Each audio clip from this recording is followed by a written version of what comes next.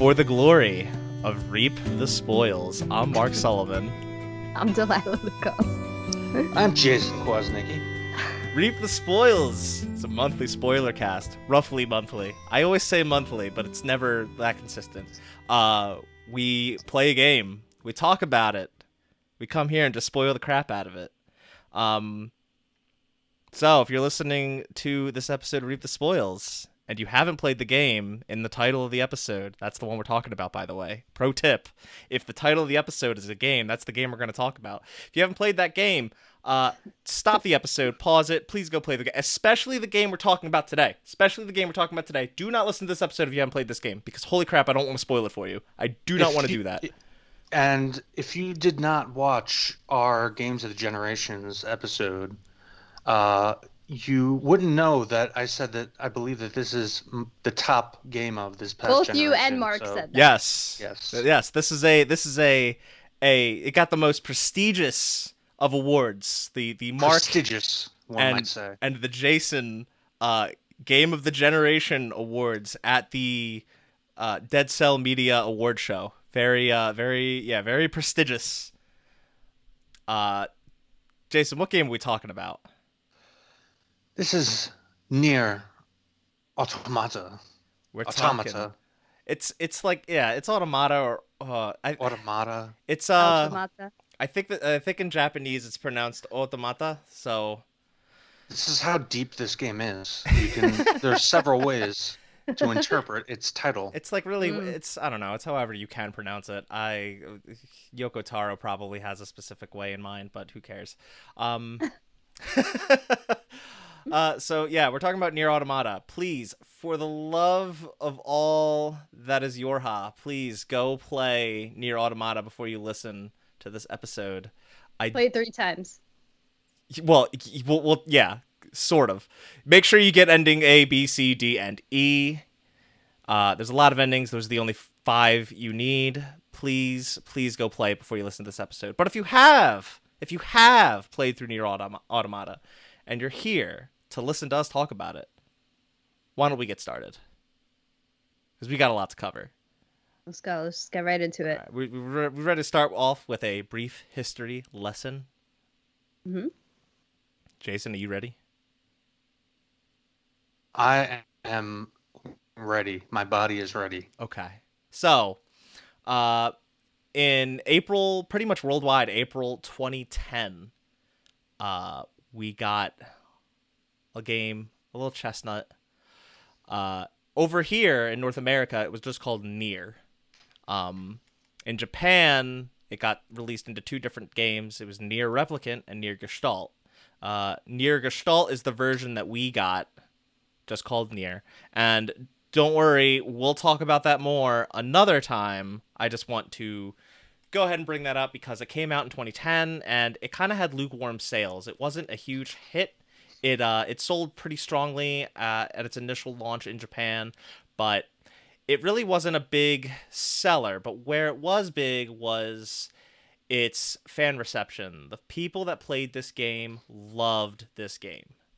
Loved it. Yeah, I remember seeing it. I remember seeing the cover art when it came out, and to me it just came off as like almost like back in the day when we still really had AA games, like that sort of deal, and it just didn't really catch my fancy. Like comparing, I remember very distinctly the cover art on that game when it released in the US versus like what we see and think of now when we talk of the Nier series.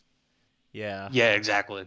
Like they definitely made some huge changes to try to appeal to what they thought Western audiences wanted. Yeah, that's really how Nier Gestalt versus Nier Replicant, how Nier Gestalt came to exist. And yeah, that I agree with that. That really comes down to its logo. The logo for Nier is much different in the West than it was in Japan, and it's just much edgier, almost to an obnoxious sense. I and it's also simpler. Yeah, not a fan of that. But point is, came out to lukewarm sales, but the people that played this game loved this game. So when it came to making a sequel, Square Enix decided and decided with Yosuke Saito and Yoko Taro being the director, ultimately decided just because the fans of the game loved it so much, they would make a sequel. And they wanted to go in a more action-oriented direction. So they tagged Platinum Games, known action game connoisseurs, known for making such fantastic games like Metal Gear Rising and Bayonetta. Astral Chain. Astral Chain. Delilah's still repping Astral Chain. Forever. Yeah. They tagged Platinum Games to develop this game, and that led to Yoko Taro moving to Osaka, where Platinum Games is headquartered. He was a little uneasy about the whole situation, but Platinum Games was not. They were very excited. Some people in Platinum at Platinum really had wanted to make a sequel to this game prior to the prospect, and when he kind of saw how excited they were, he felt better about the whole ordeal. I found this really interesting. They wanted to go in an action-oriented direction, so they go to Platinum Games. I don't know if this was pre that decision or post that decision, but originally they were going to make a Vita game that was similar to Farmville. Man, I would have shot myself in the face. What's funny is that there's a lot of stuff in the original Nier that does kind of feel like Farmville, but that's a conversation for another time. Oh, damn. Anyway, production on this game began in 2014 with 6 months of pre-production. And the game released kind of like between February and the end of March 2017, depending on location and platform. It came out here on the PS4 on March 7th, 2017. I think it came to Steam at the end of the month. It was released in Japan late February, so it's kind of like in that range. I remember when the demo came out. I don't remember when that demo came out. It was obviously prior to the game launching, and I actually didn't like it. Which... The demo was weird. It didn't show off that much. It didn't show off enough to really give you a sense of the entirety of the game. It was the opening mission. Yeah, but it didn't go far enough. Like, no, yeah. We'll get into it, but I think I played the demo as well, and I think I had the same feeling where I was like, okay, this seems like a generic Japanese action game. Like, I'm not really vibing with it. Mm-hmm. Just something to add on to this. You mentioned it came to Steam. I'm pretty sure that there was a whole ton of issues with this game on Steam, and to this day, they have not fixed any of them. Like, it was up to the community. Really, there have been patches. There's not been an official fix. Mods and yeah. And but still to this day, the PlayStation version and now the Xbox One are still better than the PC version. Yeah, and that even kind of extends out to the PC version that launched on Game Pass. A lot of people were initially reporting that version was better than the Steam version. Digital Foundry recently put out a video that kind of gives a breakdown of that port versus the Steam port. And it doesn't really fix much at all, and it doesn't have the luxury of being patchable. So yeah, if you've listened this far and you still haven't played this game, I definitely recommend playing it on PS4 or Xbox One. It's on Game Pass still. I replayed it on Xbox so I could get the achievements this time versus the trophies. So yeah, play it one of those two ways. But that being said, definitely, this is your final warning. We cannot stress enough: fucking play the game. Yeah, this is your final warning. If you've not played this game and you've listened this far, please pause the episode, go play it. I should hope you won't be disappointed. I really hope you won't be disappointed, but I don't think you will. This game is awesome. I don't think so. It's so good. All right, we ready to jump into the big meat and potatoes? And just another quick note. It's not like a huge difference. I'm looking at Metacritic. Somehow the Xbox One version has 2 points more on Metascore. It is a 90 as opposed to 88. I don't know. Probably That's probably because just like one random review. it's probably because But it came out later. So yeah, yeah, in retrospect, people more a year more people. later. Yeah. Yeah. All right. So the way I want to do this is going to be a little rocky, a little unconventional to get through. But the way I want to do this, since there are 5 main endings to the game, I want to go through them each one by one because each ending brings with its own brings along its own revelations, its own events, and I kind of want to talk about them as we go. So And we should also preface by saying when we say ending, each playthrough is different to sometimes in slight ways, sometimes in major ways. if you So at the end of your first playthrough, it will tell you to play the game again, and there's a very good reason for that. if you're not sure you should be here right now, look at your save file. There should be letters. If you do not see A, B, C, D, and E, you still have more to do. Yeah. So that being said, we're gonna start with ending A. Okay, and as we go through this, we can talk about other points. There's other points to talk about as we go. Ending A sees us with a boss fight against Eve. Now, what we did earlier, like a few chapters prior to this, was we killed Adam. And Adam and Eve, these are these two machine life forms that look like humans. We kill Eve after killing Adam. 9S is seemingly infected by this logic virus, and 2B kills him while crying over his choked corpse, and he transfers his memories to a nearby machine so that he can retain consciousness. Or retain, I guess, his memories, consciousness, really, I guess, is the right word to put here. Yeah. At this point of the game, Go ahead. Oh, sorry. Go ahead. No, go ahead. No, I was just gonna say at this point of the game, I was so glad that they told me to play again because I was very confused. I was like, okay, like, all right, I get like Eve lost his brother and was enraged about that, but like, what was his brother's purpose? Because his brother seemed to have like this power complex, but I didn't really understand that until later playthroughs.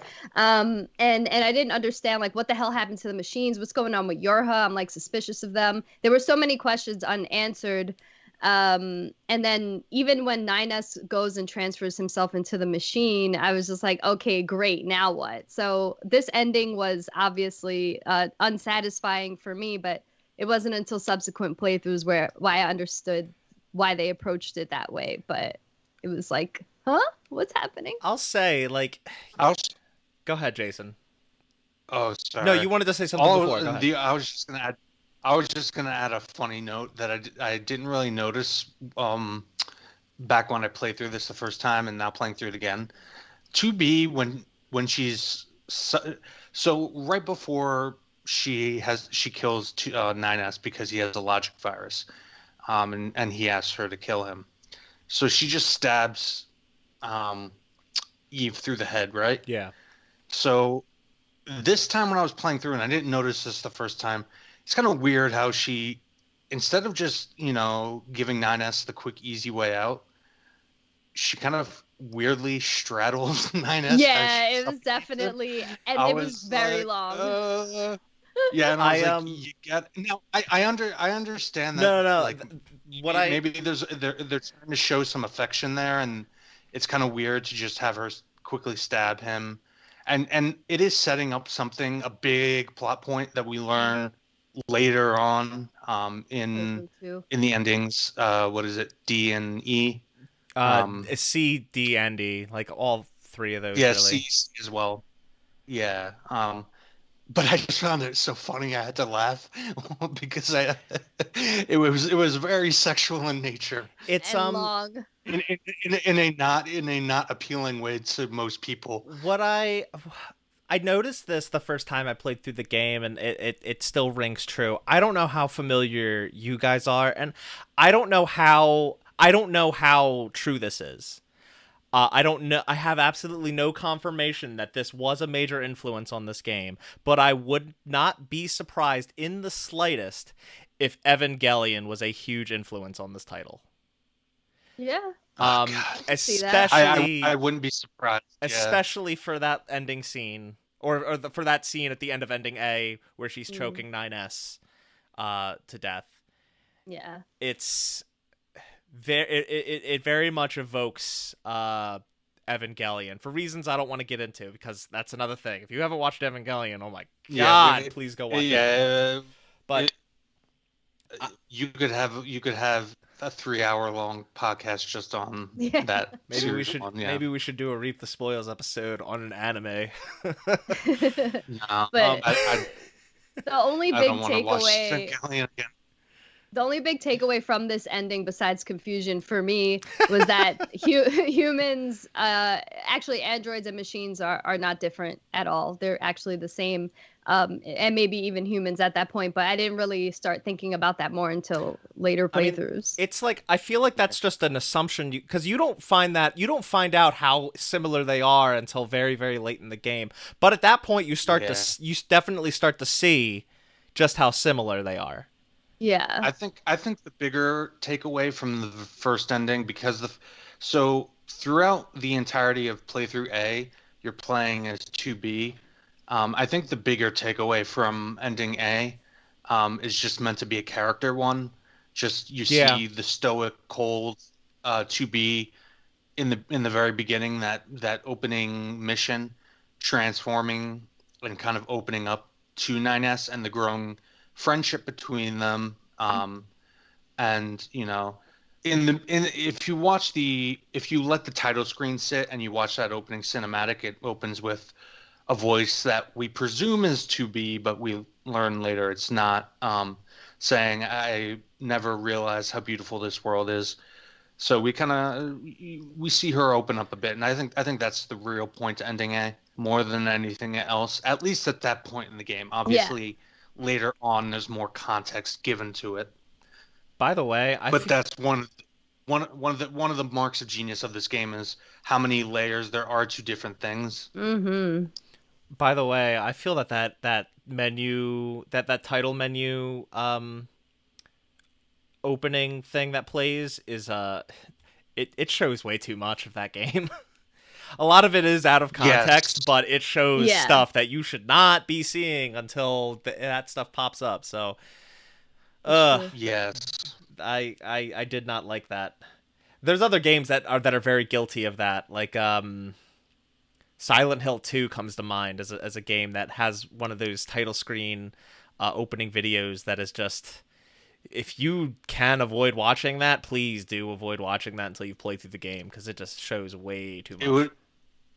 I watched it and it didn't reveal anything for me. It didn't reveal shit. Like I said, it's all out of context stuff, but it's like, you're like, what the fuck? Yeah. So, and then by the time anime characters, let's go. And then by the time you reach those points, it's Fantasy VII opening video showed like, whoa, spoilers.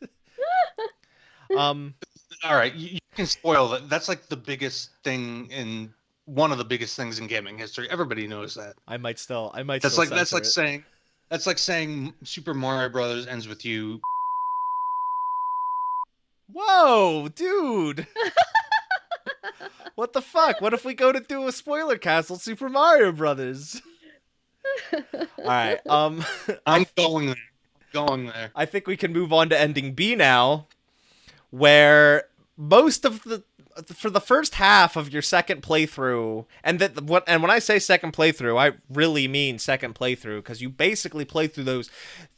It's split into chapters, so that the first playthrough is 10 chapters, and then the second playthrough is those same 10 chapters again, but from the perspective of 9S. So the first half, roughly, is mostly the same stuff. You get some additional cutscenes, because 9S, he's a scanner model, so he's able to hack things. He's able to see data by like looking into it, I guess, is the way we could put it.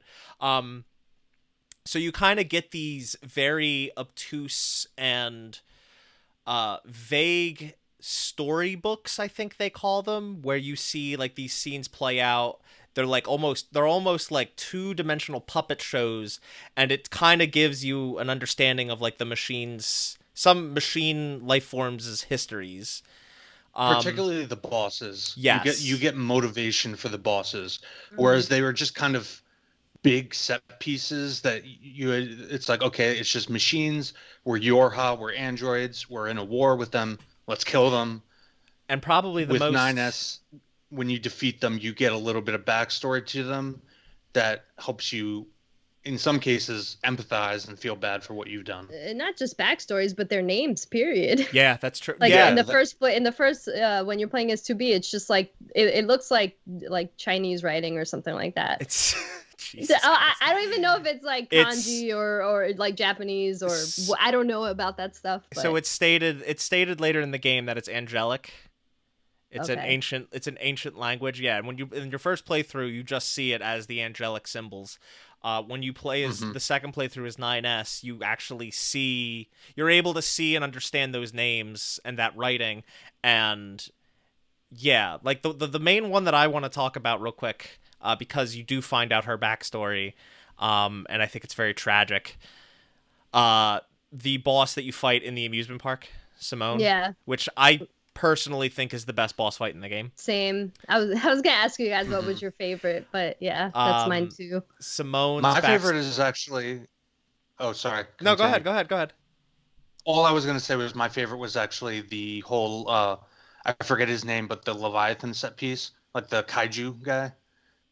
Oh, that at the ship city. And then, and then shoot the missile at him. That I is just really like epic. that whole sequence. I don't think he's necessarily the best boss mechanically. I just like the entire sequence. Yeah, it is. And then really his cool. backstory is kind of like it makes you. He's almost portrayed as like a child, just trying to get back to his mother, and he's sent to like the abyss by the other machines, and it's sad. Yeah. Yeah.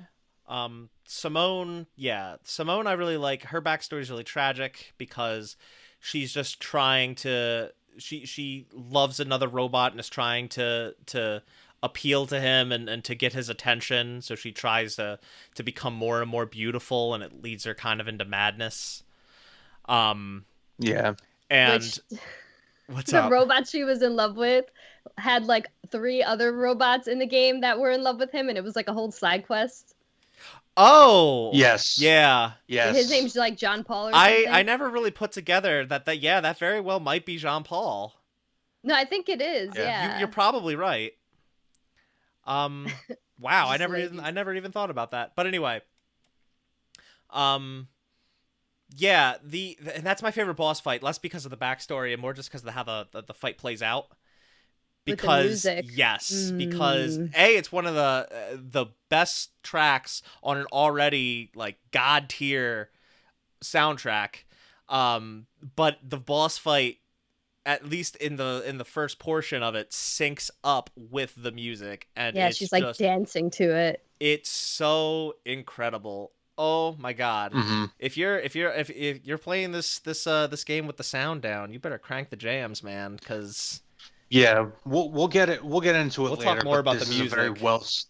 This is a very well spotted soundtrack. Spotting, if you're unfamiliar with the term, it's more associated with cinema, but it's essentially just when the composer, how they line up the music with the action that's going on screen. But anyway, continuing on. This playthrough is largely the same until the second half, or the latter half, where after that fight Jason was talking about, the one in the copied city, where 9S disappears, and he's kind of abducted and held captive by Adam, and you wind up killing Adam, in order to save, or 2B in her playthrough kills Adam to save 9S, but you seeing it from 9S's perspective, he's kind of like trying to repair himself, and winds up being back on the bunker, where we really get the big revelation from this playthrough, as 9S is assisting 2B and Pascal in the machine factory, and that is he finds data that shows that humanity, the people that you've been fighting for this whole time, is already extinct. Yeah, because the first playthrough, you think that they're on the moon chilling and you're just trying to reclaim Earth. Yeah. And that's the purpose of the Yorha, which the whole time I was doubting it. I was like, I don't know, this commander bitch is kind of sketchy. But then, like, the second playthrough, I was like, when you get that data pad, which you can't read until the third playthrough, right? Like, you can't. I feel like the game ends after you get that item, right? And then you can read the data about the humanity in the third playthrough. That's how I remember it, but it's been a bit. I'm not sure. I might not have read it until later. I'm not. I can't quite remember. But the revelation that humanity is extinct is towards the end of that second playthrough, where 9S is on the bunker, and he like talks to the commander about it. A little bit of background, because the game kind of goes over this close to the beginning, but not at length. This game is a sequel to Nier, Gestalt/Replicant. It takes place like 7,000 to 8,000 years later. Yeah. And this is at a time where these aliens, they're just called the aliens, have invaded Earth, and they're just trying to move on in, and created these machine life forms to fight on their behalf. Humanity, quote unquote, did the same with androids. And they're kind of fighting a proxy war. And this is I believe the 14th machine war. Yes. And humanity is supposedly hanging out on the moon until they reclaim it. Yeah. We find out that humanity doesn't exist anymore. And the whole reason that the Council of Humanity, quote unquote, was set up was to give the androids a reason to fight. It's actually also revealed that by the time the aliens got to Earth, humanity had already been wiped. They had been wiped out. They were extinct. And we actually find out in the first playthrough that the aliens are dead. Yeah, that is another thing. So not only is humanity extinct, the aliens are dead. We find that out in this underground alien mothership. So it's basically just machines and androids fighting each other for whatever reason they can latch onto to fight each other. Right. Project Yorha specifically was created as a morale booster for the rest of the androids, to give them purpose. Yes, go crazy. There's already androids on the Earth's surface that are called the Resistance. That, like Mark said, they needed the morale boost of, hey, humanity sending reinforcements to help you guys out. Yeah. So yeah, that's pretty much the only big things that Ending B playthrough 2 brings along. But wait, there's more. What's kind of commonly referred to as the third playthrough really isn't a third playthrough. So like I said, those first two playthroughs are chapters 1 through 10. After you do those both from 2B and then 9S's perspective, the story continues. So this is the rest of the game. This is the leading up to, after those first 10 chapters, to the fucking wackiness that happens at the end. Final warning, if you have not played this game, for the love of God, stop listening and play it. Okay. There's two different endings at the end of this, but you don't have to replay all those chapters. Let's go through the game. This. Literally, like, almost starts again. Like, the playthrough C opens with a title. I've always loved that, because again, like, the music, the use of the music and the specific track that plays as that's all going down, and the fact that the developer credits start popping up as if it's a new opening credits for a new game. It's chilling. Yeah. It's fucking incredible. There's few feelings that a game like that games have given me. This game accomplishes it. It even accomplished it now. I knew it was coming, and it did it. It made me feel these feelings that I don't feel often. Specifically given the context. Yes. Specifically given the context that you're fleeing the bunker, which is basically Yorha is in the process of being wiped out by a Yeah. logic virus. So it's just Let's 8 or 2B and so 9S what going to happens Earth as the bunker what explodes. what happens before that though is it was we go in for another full out all out attack on the aliens. The commander's like, let's go gun ho, if we attack them, like, we can end this war today, let's go. So they deploy all your high units. Even operators get converted into battler units to go down and fight the good fight. And turns out they all get infected by a logic virus, except for 9S and for 2B. So, in all this shit, you have to kill your comrades while also fighting off machines because they're all attacking you, and you wind up self-destructing and going back to the bunker. And then you find out the bunker's infected too, including the commander, who just tells you guys to get the fuck out because you're the only ones that can stop this. Yeah. And yeah, that's where the whole chilling new credits and music and new title screen pop up, and it's just, it's incredible. Can I ask you guys if you were at all impacted by the commander saying like, "Oh, like I'm commanding you to leave," and then her dying? Because I felt like they tried to make you feel something for the commander, as if 2B and 9S had a good relationship with her. And they seemed really like distraught when they were letting her go. But I didn't really feel that connection, and I don't know if I was supposed to. The commander throughout the game is kind of 9S always refers to her as a slave driver. And she's just very stern. She comes off to me as just like a background anime character where they kind of flesh her out with like, oh, she's got this standoffish personality, but she's really like this. Like the one operator even mentions that her room is really unkempt and messy, and she never does regular maintenance on herself. Well, also keep in mind that we find out she knows the truth the entire time. And when 9S confronts her about, the truth behind the Council of Humanity, she tells him, like, you gotta, will you fight? You can make a choice. Or, will you find something to fight for? So it's interesting because, she's kind of given that outward stern look.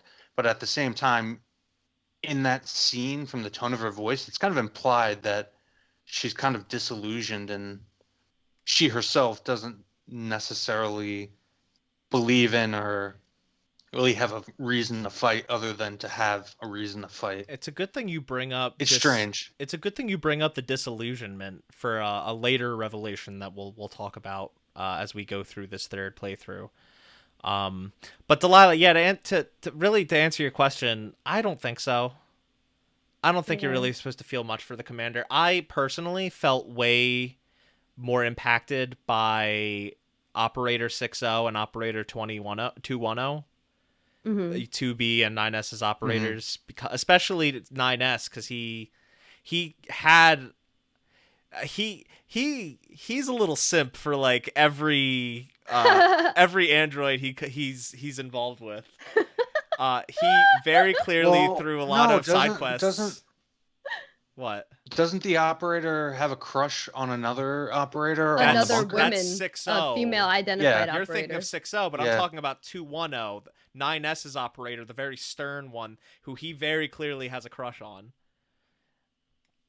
But 60, 2B's operator, you find like through side quests, like she definitely has like through conversations, she has a crush. It's not even a side quest. She just mentions that she wants like flowers to give to the there are side quests that really flesh out those operators a little bit more. 2B is just an asshole. 2B is like, why are you wasting your time? We'll talk and about. And then she gets back when.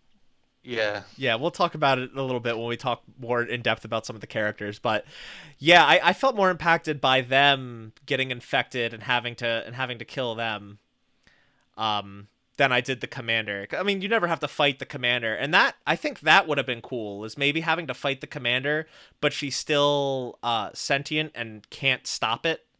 Yeah. I think that could have been neat. But yeah, I didn't really feel much connection to her. It was sad, but I wasn't.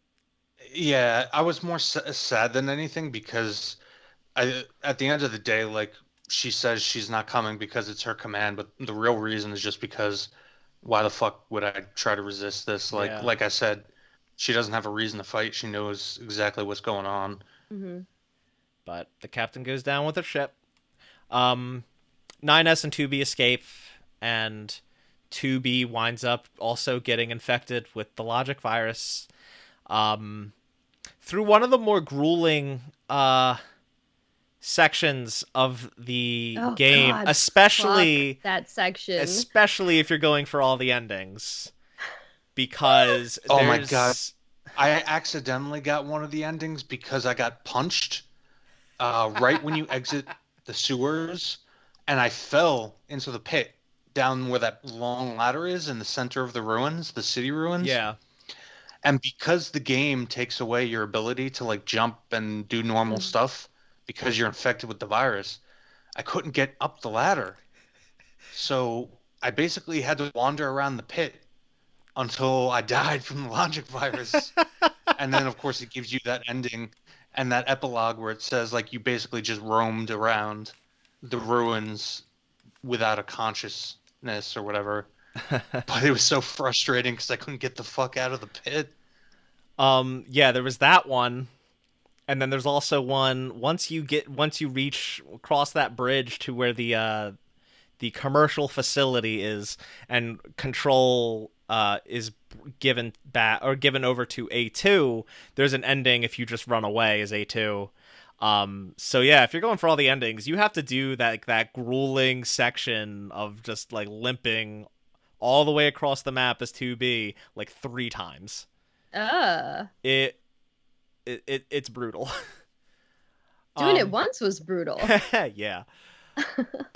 So you get there, you are given control to A2, and A2 winds up killing 2B, but in front of 9S, who doesn't know what was happening, just sees that, and he is pissed off because A2 just killed his ultimate waifu.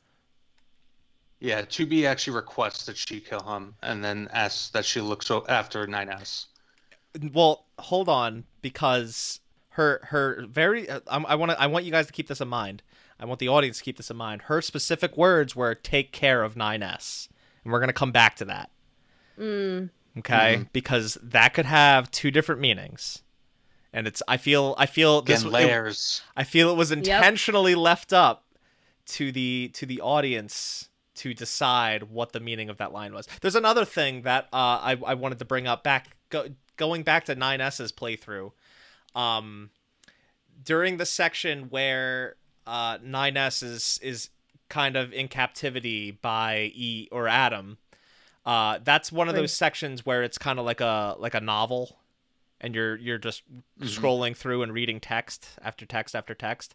And one of the things I was gonna ask this too. Yeah, as he's talking to Adam, and Adam is kind of goading him on and being an asshole, and one of the things, I think it's towards the end of that section, maybe the last thing that Adam says to 9S is, "You're thinking about how you want to 4 asterisks 2B, aren't you?"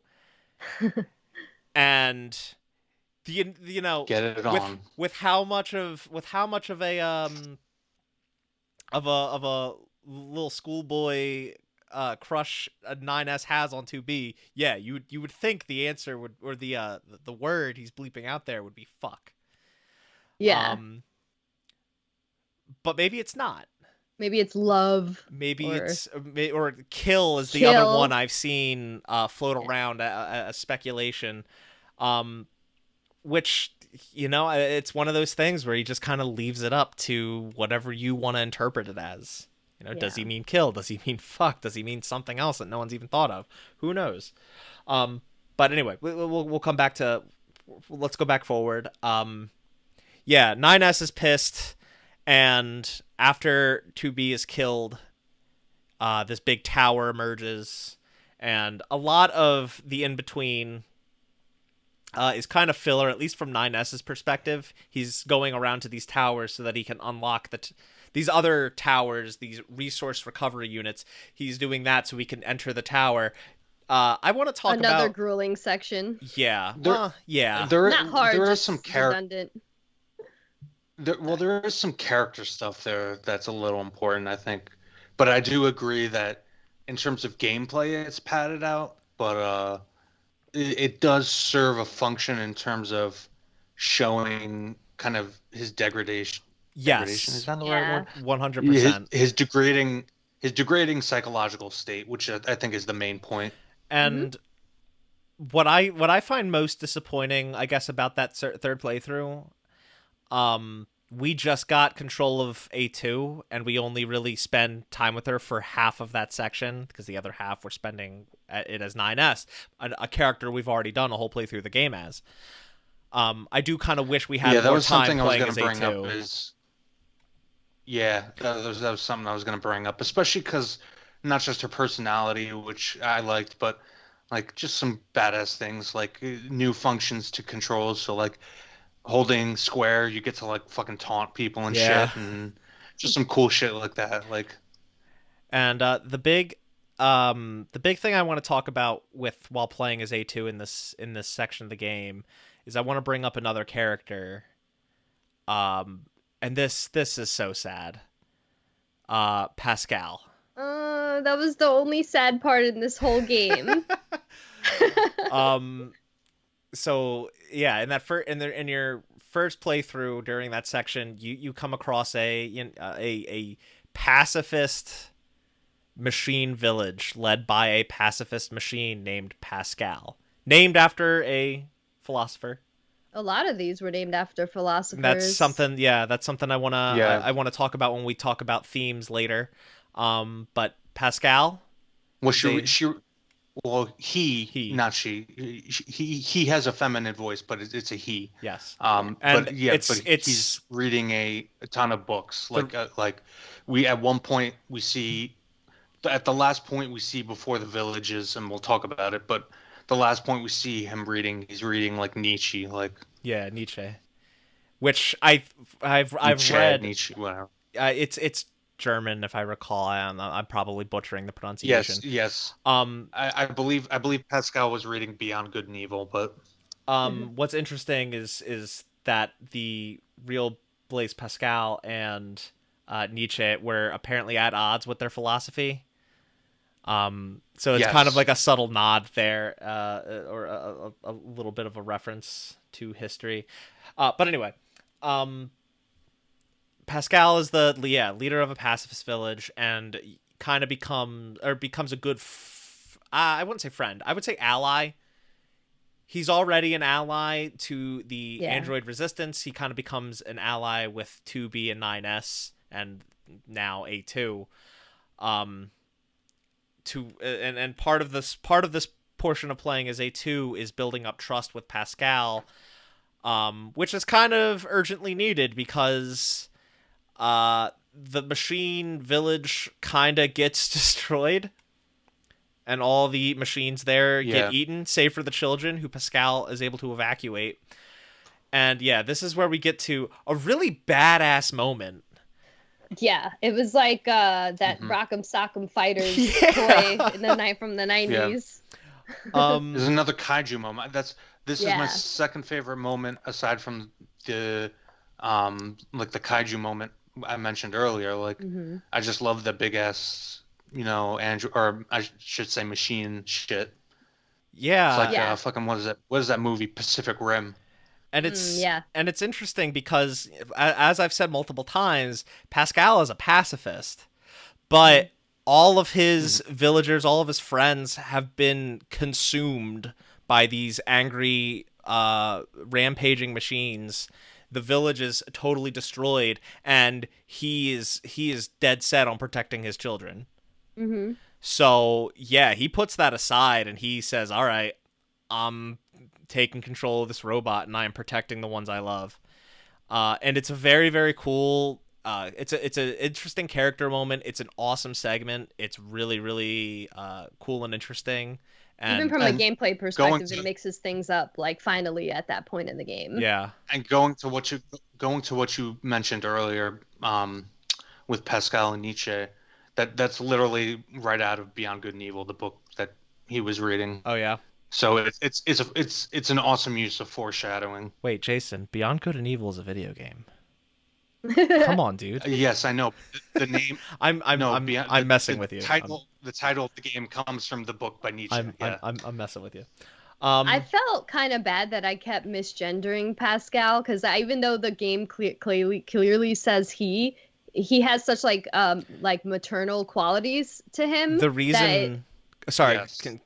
finish. That it made me like question, like, had this been a human being in a video game, I would have felt like shitty about it. But because it was a machine, I was like, oh, he, I mean she, I mean he, and I was like, oh God, whatever he or she is. But the idea of like identity in these machines is so profound for every single machine, not just Pascal. But I feel like Pascal resonated with me the most, especially when we get to after that fight sequence where I guess I'll say like the children commit suicide. Yeah.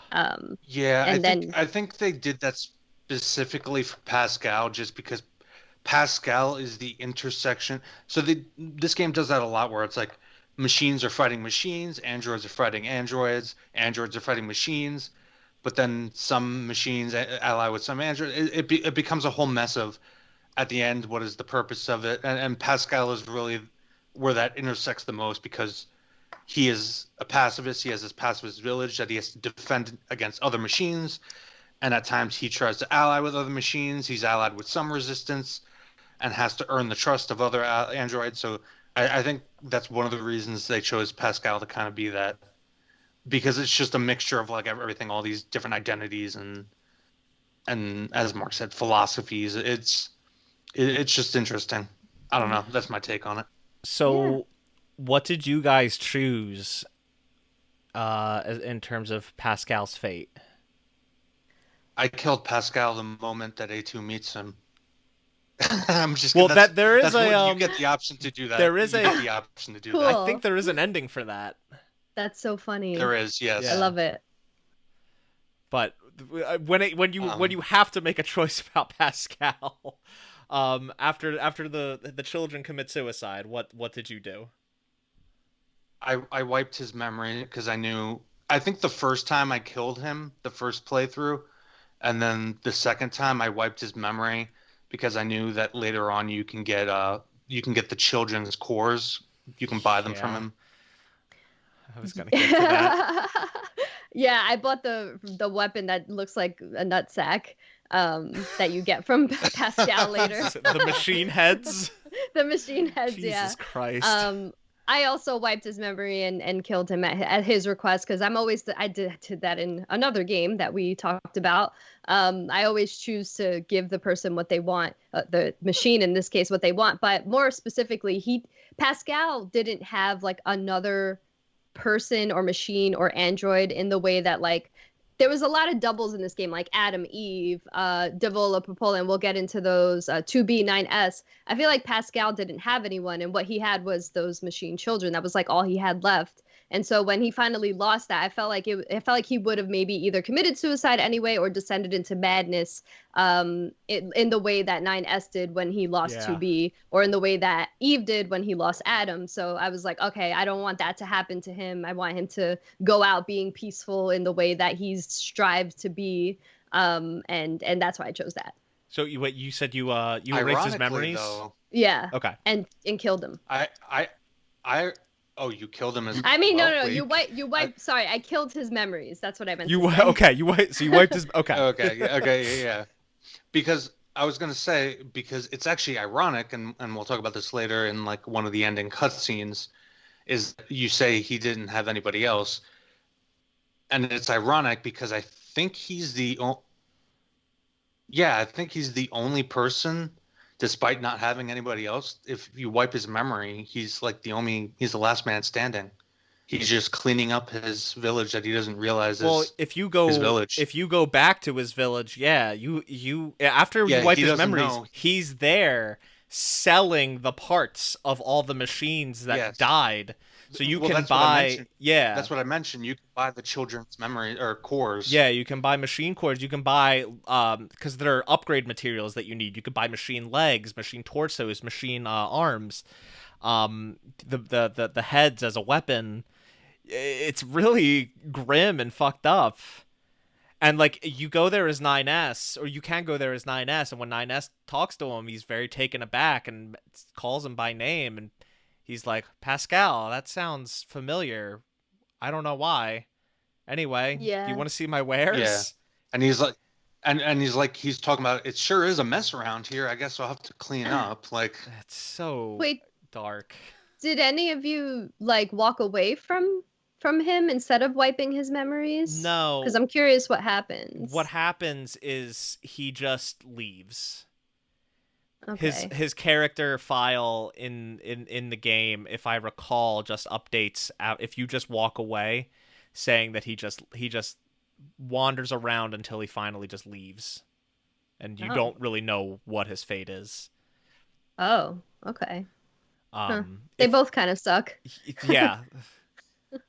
Yeah, you can either kill him, wipe his memories, or just walk away. No matter what, it's very, very sad. Yeah. But I mean, before we move on No, please go ahead. Go. all I was going to say was what's even more sad is the entire reason that Pascal wants you to get. I mean, the reason the kids are dead is they killed themselves out of fear. Yeah. Yeah. So that's what I was going to mention. It's his guilt.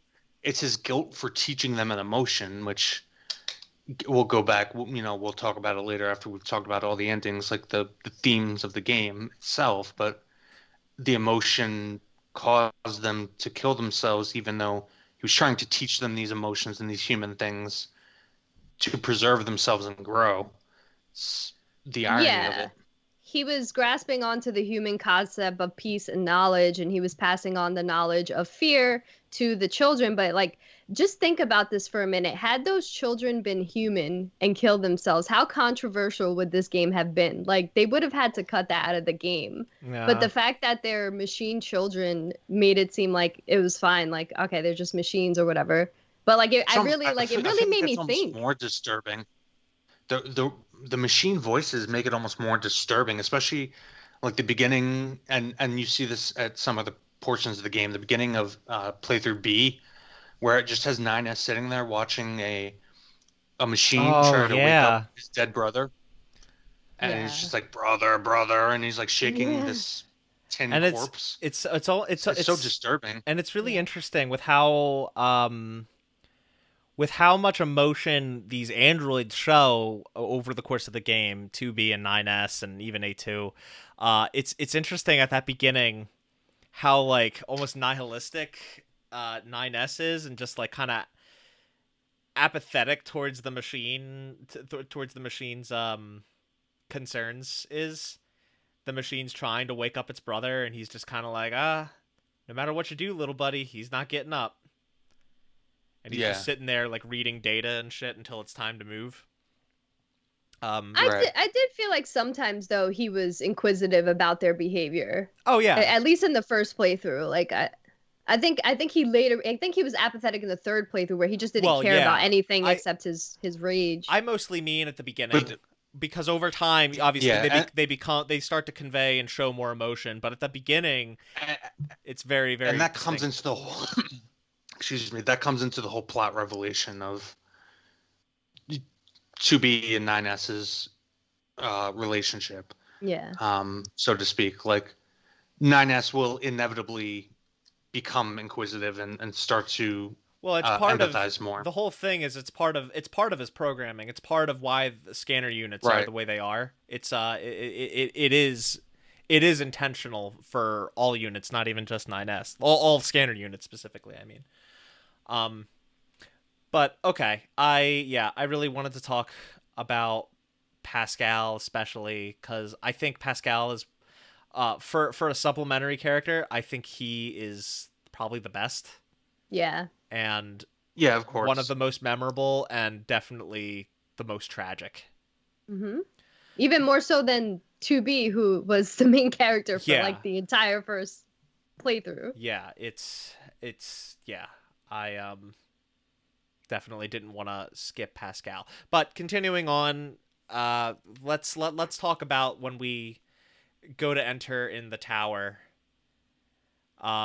Because there's another group of characters Delilah's already brought up that we need to bring up, but we are going to tread lightly on these characters because they are more important in another game. Those characters are Delaila and Popola, who we are you see them in the background for the first two playthroughs in the resistance camp, and I can't imagine what it was like for a Nier fan from back in the first game to play this game and walk through the resistance camp and see those two redheaded girls in the background and just be like, why? And we'll wait to talk more in depth about that, but I do want to bring that up, because they play a huge role in the other game. In this, we're given Delilah, did you want to say something? I'm sorry. I was just gonna say they were very well. At least one of them was really bitchy when you first met them, but then they wind up in the third playthrough being like they they're introduced to you as these and through side quests you find out more about them. They're two androids that are constantly given the most arduous and shitty tasks. And it's because of something they did in their past. And what you find out was they're part of a line of androids, and not even them specifically, not the ones that you see, but two others completely independent of the game we're playing are seemingly responsible for the demise of humankind. Yeah. And I was gonna mention, and I don't know if you guys interpret it this way, but I remember the first time I played it, I interpreted it as the ones that we see in the camp in the first two playthroughs were different than the ones that we see in playthrough C. No, they're different. They're the same. They're the same like model line, but they're different androids. They are the same androids. Because I mean, maybe it was just my interpretation, simply because, as Delaila pointed out, they behave differently, and then you get that whole kind of scrolling of the backstory of them wandering through the desert and all that. They I can just go ahead and definitively confirm they're the same ones throughout the entire game. Okay. They're part of a line of androids, but the ones that you see at the resistance camp are the same ones through and through. And they're the last of their kind. This is in Nier Automata, by the way, in that like script that they book that they gave us. And they were basically because they're not doing the killing of the humans anymore. They're like reprogrammed to feel perpetual guilt. And that's why they decided to kind of repent in a way for all that they've done and help 9S in his task of also perpetual rage. For anybody who hasn't played this game and has decided to continue listening to this podcast, their mind's gonna be so fucked right now. I mean, honestly, a lot of the games that we cover are like this. This one's like this one's like a special kind of whoa. Well, yeah, no, definitely, and we haven't even scratched the surface. No. So yeah, to clarify something, because I need clarification on this. So yeah, Delaila and Popola were programmed to feel like permanent guilt. Keep in mind that the androids still think that humans exist on the moon.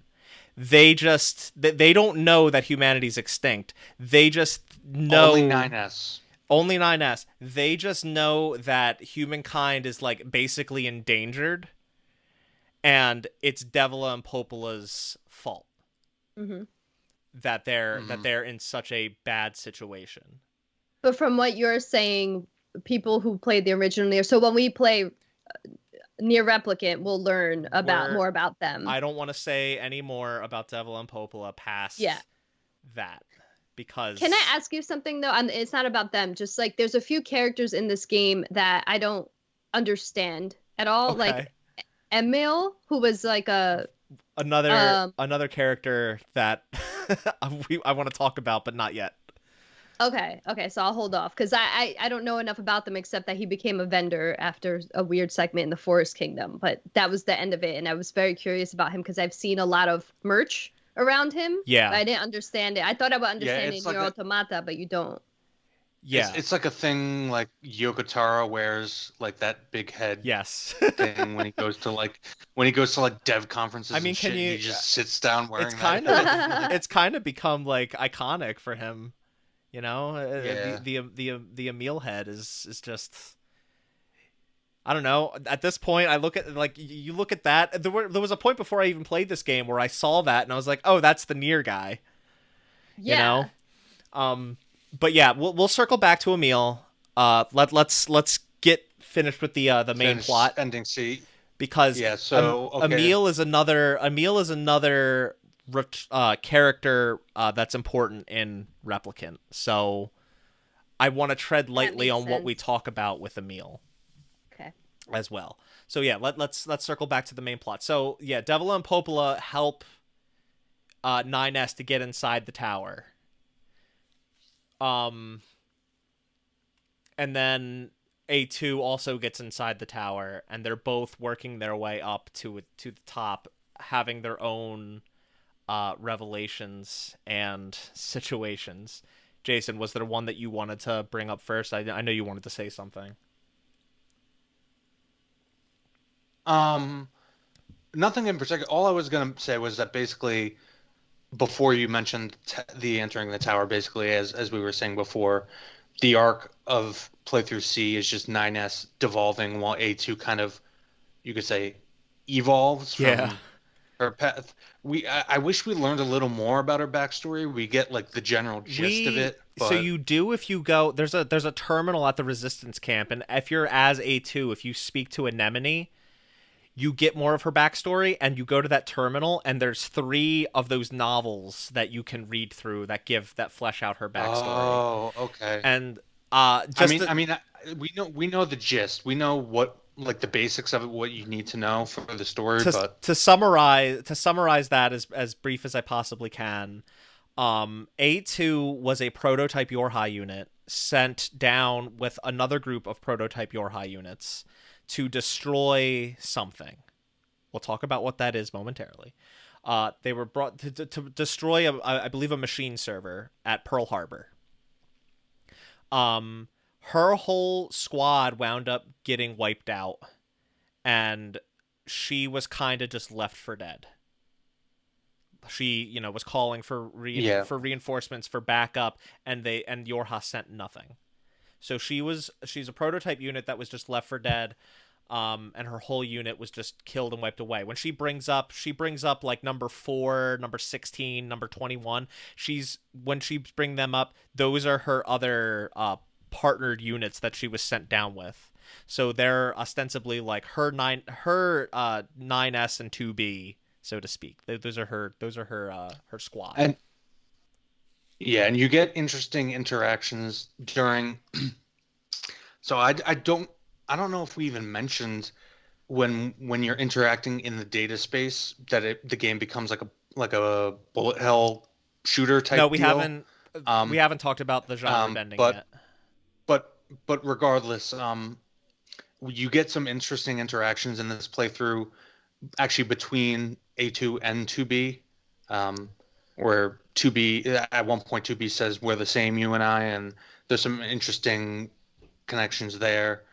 And then of course the flip side of that is that in the tower, moving on from where we were, 9S, as you move up and you're fighting more and more Yorha units, eventually as 9S, you have to fight like an entire squadron of 2Bs, and he immediately, in a bloodthirsty rampage, just cuts through them, showing kind of the full extent of his mental state. I mean, he's not happy about it. Yeah, he's not happy about it, but at the same time, he's like laughing as he does it. It's almost like watching an episode of Batman and you're seeing the Joker like just killing people. It's weird. But the whole point is that like he's losing control. And he winds up losing an arm and taking an arm from a destroyed 2B unit and attaching it to himself. Yeah. Yeah. Which was definitely interesting, and also kind of led to his demise. But we'll talk about that Yes. shortly. So A lot happens. I guess we'll stick with 9S. In terms of what he discovers as he makes his way up the tower. We'll go one by one. Delaila, did you have anything to note?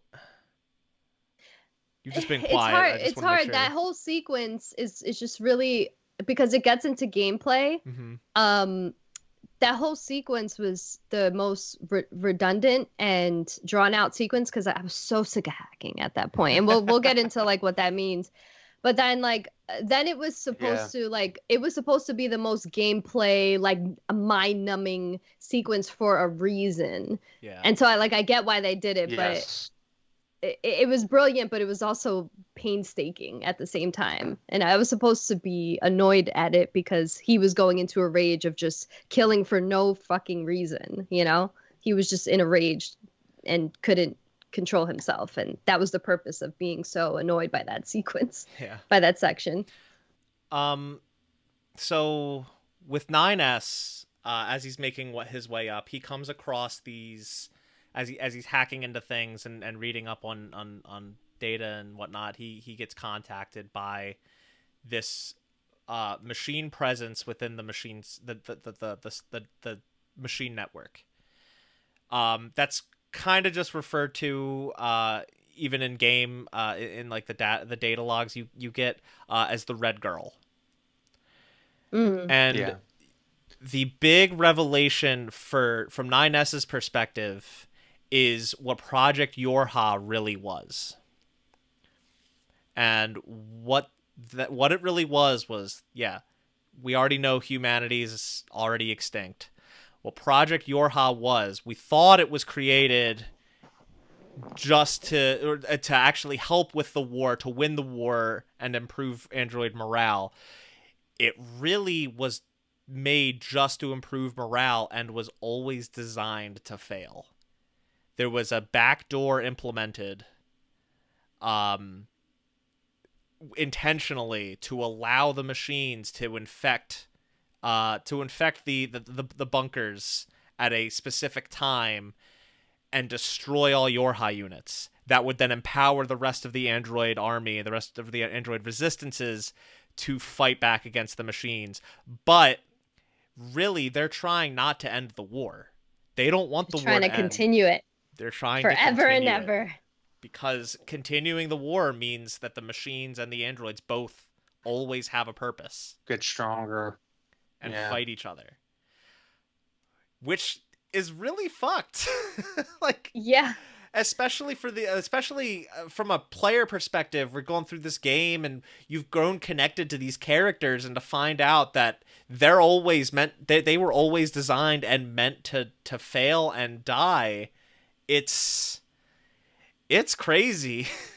It makes everything feel meaningless. Mm-hmm. Which we'll get into more as we go. Yeah. So that's really 9S's that's his big revelation that he comes across on his ascent in the tower. Is there anything you guys feel should be added with that? Or any questions? Any or before we get to A2s? Yeah, before we get to A2. No. That little girl was creepy looking. I'll just say it. Yeah, she was. I loved that design. Yeah.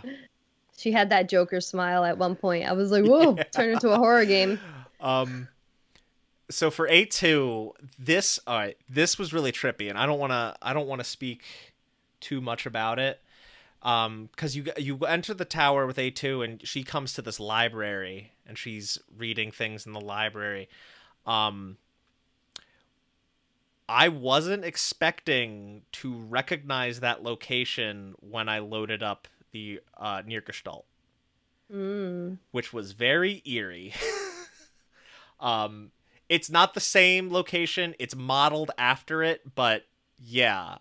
Sorry, I spoiled probably a visual spoiler there, but again, I can't imagine what it was like to be a fan of the first game to come into Automata and see that.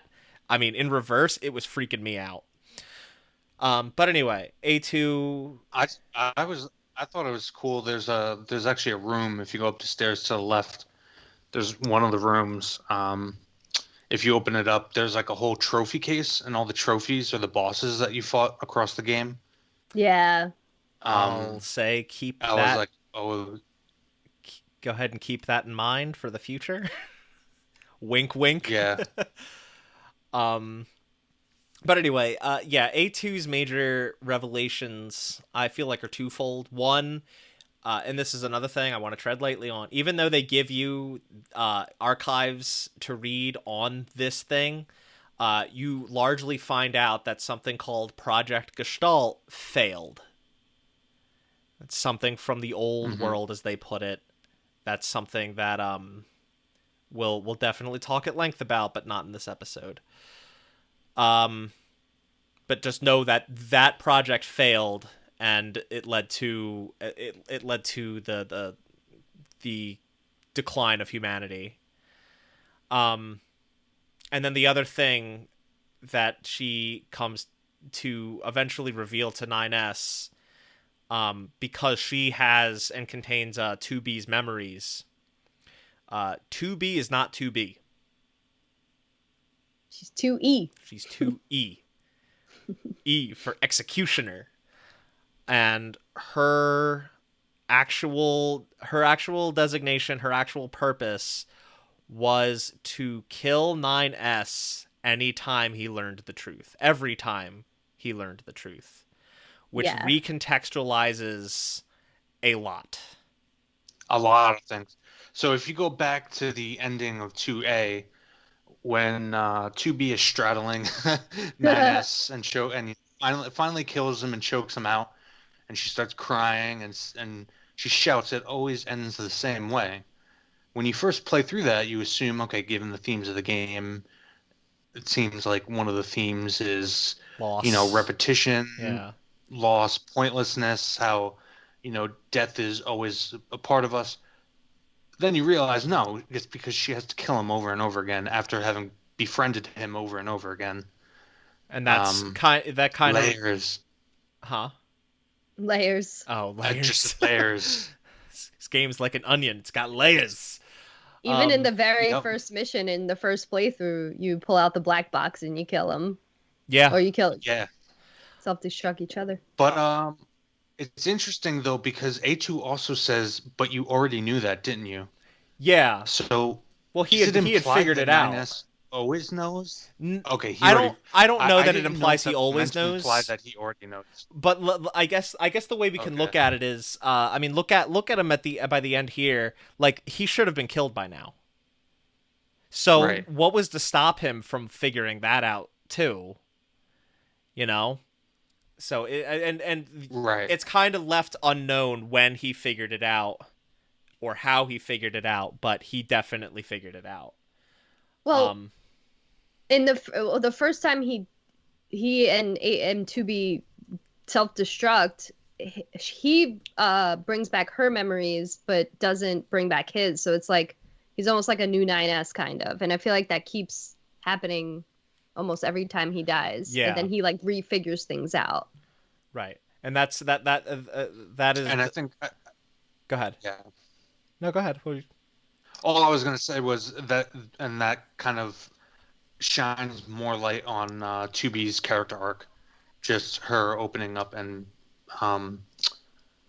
not just her blossoming friendship, if you want to interpret it as a romance with 9S, but and the tragedy of that story, but just her opening up generally as a person over the course of her time in the game. And before we move on, I do want to read out the opening line of the game, said by 2B. Everything that lives is designed to end. We are perpetually trapped in a never-ending spiral of life and death. It's an important line to think about and to reconsider and recontextualize after a lot of these revelations come to light. Yeah, like even the machines were trying to become human or adopt human like aspects, like beauty, love, religion, leadership, because they felt like that's the only way that they would have purpose, because humans have purpose because they eventually end, they die, and machines don't. So that was their only way of like grasping onto purpose. At least that's how I interpreted it. Something else I do wanna mention before I forget to. I'm not ready to really blow it off or blow it up and talk about side quests more, but there is a side quest where you obviously it's 2B with 9S. There's an android unit, a Yorha unit that you find out was an executioner type. Yeah. And 9S mentions, like, I didn't even know there was an executioner type. And 2B's response, like, the first time I played the game, I didn't know that at that time.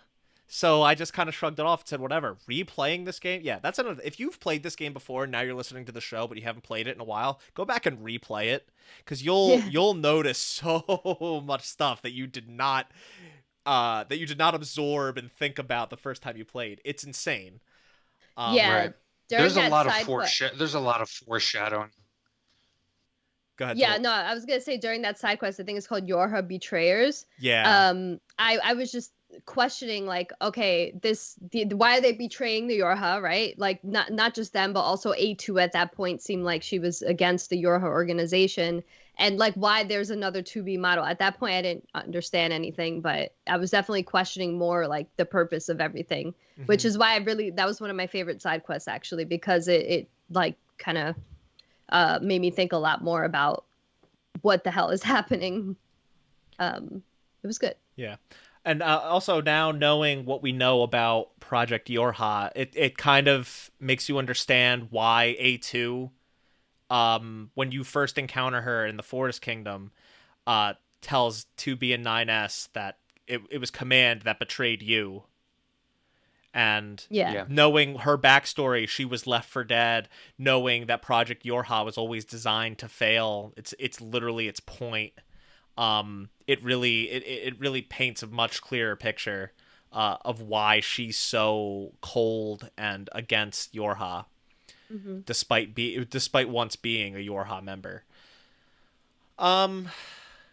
So yeah, we're already well over an hour. We haven't even talked about the last endings. So let's get to it. You fight both 9S and A2 are fighting their own independent bosses that kind of come together. It is really cool. How that like whole a yin yang. Yeah, it's a really cool segment. Like, as much repetition you're talking about, Delaila, and to an extent I agree with you, especially with the hacking. That's kind of why I mentioned I wish we weren't playing as 9S so much during that third segment of the game. It's really cool how it's like. Oh, sorry. No, go ahead. What were you gonna say?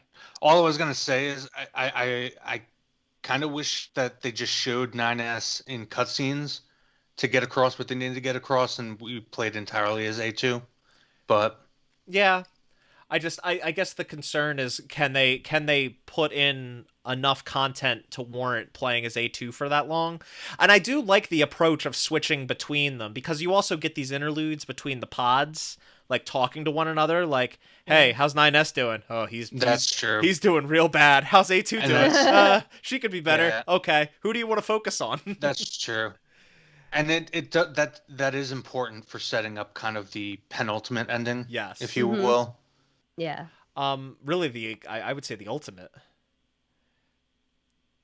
Yeah. Or I guess that's what I meant, ultimate. Yeah. That was poor word choice on my part. It's all right. Okay, so yeah, after that cool segment where you're flip-flopping between A2's boss fight and 9S's boss fight, and they kind of coalesce into one, and you defeat that boss, you're given a choice. Oh God, this killed me. So, Delilah, I want to know which was the first one you picked. 9S. Okay, so we'll talk about that one first. The choice is who do you choose? It's between A2 and 9S, and whoever you choose is who you play as to kill the other. Mm-hmm. So you doing 9S first means you're playing as 9S, killing A2. And at this point, it should also be we should also say or note that 9S shows and is very clearly infected with the logic virus. Mm-hmm. Likely a Mm-hmm. result of attaching 2B that the 2B unit's arm to himself, because it was an infected 2B unit. Him doing that infected himself. So playing as 9S, who just wants to kill A2 for murdering 2B. The boss fight, plays out like a standard fight against another unit of similar skill. And in this ending in particular, they wind up killing each other. 9S stabs A2 but falls on her sword, so they both wind up dying and bleeding out. And 9S kind of becomes one with the machine network. Mm-hmm. And you get another one of those novel Yeah. sections where you find out the red girl had a change of heart. The machines are leaving. They're getting on an arc. They're uploading their data to an arc, and they're leaving Earth. They've decided to just go find a new place. Yeah. And you're given another choice. What did you choose for that ending, Delilah? I chose to go to the Ark. Okay. Jason, what did you choose? Do you remember? I think both times I chose to go in the arc as well. Yeah, I think I did too. I know I did. I don't feel like I should have chosen the other option just to see what the dialogue Is there an ending associated with? I don't think there's an ending No, associated no with not matter doing no it. matter which choice you make, you get ending D. But I just would have been interested to read what happens if you don't. Yeah. But yeah, it's just there's no ending. There's no different ending one way or the other with that choice. It's just kind of you in the eyes of 9S. Do you go with the machine network elsewhere, or do you stay here and just die? Yeah, and it's kind of an interesting idea. They call throughout the game they refer to it as the logic virus, which is very interesting because and it's associated heavily with the machine, or not all machines, the machines that are hooked up to the network. Yeah. And they kind of behave emotionally.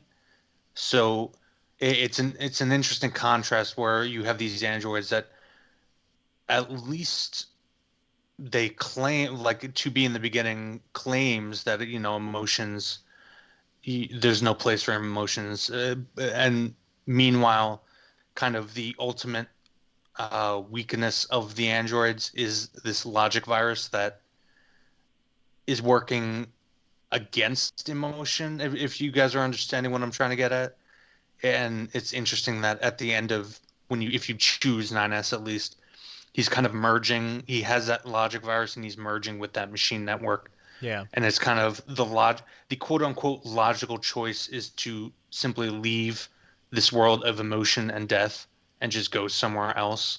Did the androids or the machines or the aliens create the logic virus? I don't think I maybe understood the origin of the logic virus too much. I thought it was the machines. Yeah. If I had to put a pin on one, it would probably be the machines. Okay. It would be between the machines and the aliens who made the machines, but I think it was a result of the machines becoming more and more advanced and evolving. Okay. And eventually, without the input of the aliens, I if I had to guess, I would say the machines did it. Okay, so they didn't really explain it. I didn't miss anything. I don't think so. And if it was probably just a line. Yeah. Yeah. I think it's just I think they just inserted it as a plot device but thematically, I think they called it the logic virus because so much of the game is about how these machines and androids are acting emotionally just like humans do, Mm. except for when they don't act emotionally and are infected by viruses that cause them to essentially make decisions that are logical but are also like would seem to us as humans animalistic, Yeah. like machines eating other machines. Gotcha. Yeah. Um. So yeah, ending D, no matter what, ends with the arc leaving. It shoots up, and keep in mind they think that they think that what the tower actually is. This is something we didn't bring up. We're led to believe that the tower is a like missile silo aimed directly at the moon server. Mm. So we didn't really Right. talk about like there is something on the moon. It's a server that houses the remnants of human data. Like what human data is Yeah, left is what's on the the moon. last parts of Gestalt, right? Uh, it's Like the it's just remnants I of think they just Gestalt kind of are on call there. it. I think they just call it like human data. You could surmise that it's probably like data or the remnants of that project, but it's just human data stored on the moon, and this missile. This tower is a missile silo that's going to blow up that moon server, therefore completely wiping out any remnants of humanity that are stored there. And ending D kind of reveals that no, it's an arc, and they fire it just to go somewhere else. Mm-hmm. Um, Now rewind, because Mm. after you pick either one of those choices and you see either one of those endings, and then the credits roll, you unlock chapter select. You go back to that. The game wants you to go back to that choice and pick the other choice. So Mm-hmm. here we go. Pick A2 and you kill 9S. But you don't kill 9S. You defeat him, but A2 ultimately decides to save him. She has the pod, previously 2B's pod, now assigned to her, transfer the logic virus from him to her and has him taken out of the tower so that she can stay behind and destroy it. So that ending results in her sacrificing herself, the tower crumbling down, and the arc still launches, but it's empty. Mm-hmm. Again, Hmm. no missile launched. It's still the arc, but there's nothing in it. And so everyone is still on Earth. Yeah. And then the And credits then roll and it's A2 over. kind of just dies saying, yeah, A2 kind of Yeah. just as she's dying, she says like I'm gonna join you guys. I took it as a reference to like her fallen comrades from before. It was. Um, She's you know, yeah, she's calling, or she's speaking. I'm on my way. Yeah, she's speaking directly to number 4, number 15, I think, number 21. Her fallen her comrade, her Yorha comrades from the Pearl Harbor incident. She's finally rejoining them. Which is also interesting to think Hmm. about because it's essentially an android believing in the afterlife. Mm. Um, Right. interesting to think about. Yeah, and then the Right. credits roll and the game's done. Yeah. Or is Or it? is it? This is where you find out the true boss of the game. The credits. I Yeah, honestly, this was like Delilah, you were talking about before about most frustrating parts. This was probably the most frustrating part for me just because like I knew what I needed to do and what was going on, but I was like, I really just don't want to do this anymore. Yeah. so Please, you just know what was Before really we get there, you guys never mentioned who you. Okay, I want to know who you chose your first playthrough to fight as, because A2. you asked me mine, but A2. It was Okay. A2. I was like I was yeah, finally I chose A2. I reached a I point where I chose was A2 as like well. I reached a point where I was just like I got to put 9S down. He's losing it. Yeah. Yeah, Like that same was same exact deal. I was like, yeah, same exact deal. The like only reason why I did it is because I felt like I felt like 9S could have become like A2, like because A2 I felt like was really like rough around the edges at first too. Like I feel like maybe she went through that fit of rage as well when she lost Oh yeah.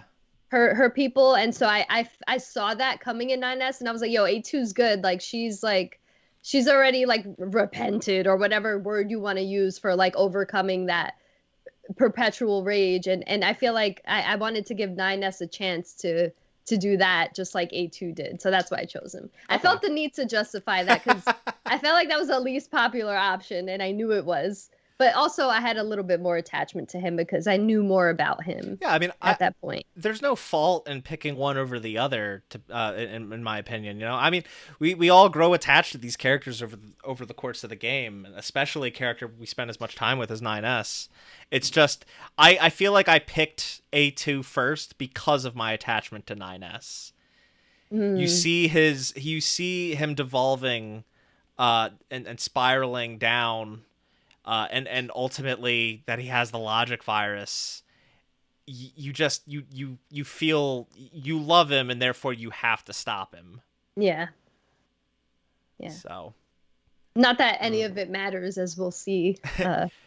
Yeah. So like, and replaying the game, I got back to thinking about this ending, and it's really good because it's still like it makes sense within the game story, but it's also very meta in the fact and what you're doing is you're literally stopping the game from ending. The credits are rolling and you're saying fuck the credits. No, you can't end this way. Yeah. And so what ultimately happens is the pods Go ahead, Jason. Oh, continue. No, continue. The pods, you know, in between going switching between A2 and 9S for that whole third section of the game, the pods are constantly talking to one another and just sending data like this is 9S's mental state, this is what A2's up to. And as we grow attached to these characters, remember, emotions are prohibited. To be said it like within the first 10 minutes of the game. But these androids don't care. They start to show emotion towards one another and towards all these things happening in the game, and so do we towards them. And so and thus is like kind of like a player, and so a player, do the pods. Yeah, kind of like as a player, a player construct in the game, the pods start to feel emotions for these characters. Yeah. And now we've reached a point where everyone is just perishing and lost and done, and the pods are like, hey, you wanted them to succeed too, right? Yeah. We can't let this happen. The credits start rolling and you blow them up. You spend that whole final section fighting against the game ending. Mm-hmm. And it's just so it's just so cool. I don't, there's no other way to describe it. It's so fascinating. It's challenging as hell. Yeah, it's borderline impossible. Well, what's funny about that? And then it will keep taunting you with like each time you die, like it'll be like, do you want to continue? Do you want to continue? And after a little while, I would say it changes to like, do you believe that games have a purpose and all this like meta kind of Metal Gear Solid. I don't even shit. take it as like taunting you. I take it as encouraging you. Like, right. It's more of a positive than a negative. It's like, do you think it's all for naught? No? Okay, keep going. Do you think games are silly little things? No? Good. And I took it as a taunt too, Jason. Yeah. Eventually you keep. I guess going I'm just an optimist. They're just like, all right. Do you want? Eventually you keep going enough that they're just like, all right, you need help, and then they send in a bunch of more little triangles to help shoot all the shit away, and it's when you see the other little triangles die and take the hits for you, you realize it's other players. Well, because what's supposed to, like, this is when there's online functionality throughout the entire game, and hopefully most people, hopefully anyone listening to this didn't just say, I don't want to be online. No, you have to be, especially for to get the full meaning. I mean, frankly, I don't know how easy it is for anybody to get through that final section without playing online. And funny anecdote about that. When I was playing through this game again, I would just put my Xbox into sleep mode, but without closing out the game, and doing that kind of fucks up the network connection. So I went into that final section not knowing that, and I played for like half an hour trying to beat it, and no one was coming to help me, and I'm like, It's what the impossible, fuck? yeah. So I start Googling, and a bunch of people were like, yeah, just restart the game. The network connection probably got broken. So I restart, or I close out the game, restart it, and I go through that, and sure enough, like, people started popping in, like, within 10 minutes, and I'm like, God fucking damn it. I was glad I played this on stream, because one of the guys on my stream was telling me that he was not connected to the network and wound up playing that game for like days, like just trying to beat it, because he didn't know at that point like what was supposed to happen. Yeah. But to just talk about what is supposed to happen is, as you die a few times trying to get through that, and you keep answering no to those questions, you see that players, their data comes in to help you finish that section. And you see they're from different countries and stuff like that. Like, it says like United States, Europe, whatever. It's like whatever their names are, it like they start popping in to help. And this is another moment where the music, and by the way, Weight of the World is like one of my favorite. It's definitely my favorite track on the soundtrack. It's one of my favorite like pieces of music of all time. I get emotional anytime I listen to it. The one specifically for these end credits, while you're playing through them, reaches a point where it sounds like a choir versus a single singer once other players join you, which just helps so much with the emotional power behind the whole section. 100%. Fucking phenomenal. And go ahead. So has anyone ever like answered yes to those questions? Because I obviously didn't. Oh, what happens? It takes you back to the main menu. Oh. It's just okay. You quit. All right, taking you back to the main menu, and you don't see the ending. And your saves are there? Yes. Okay. We'll get to that. We'll get to that in a moment. But if they ask you like, is it all meaningless? Yes. Okay, taking you back to the main menu, and then that section is right there in chapter select, so you don't have to do one of the fights again to get to it. You just resume right from there and it starts you from the beginning, which I had to do because because my network connection was fucked and no one was joining.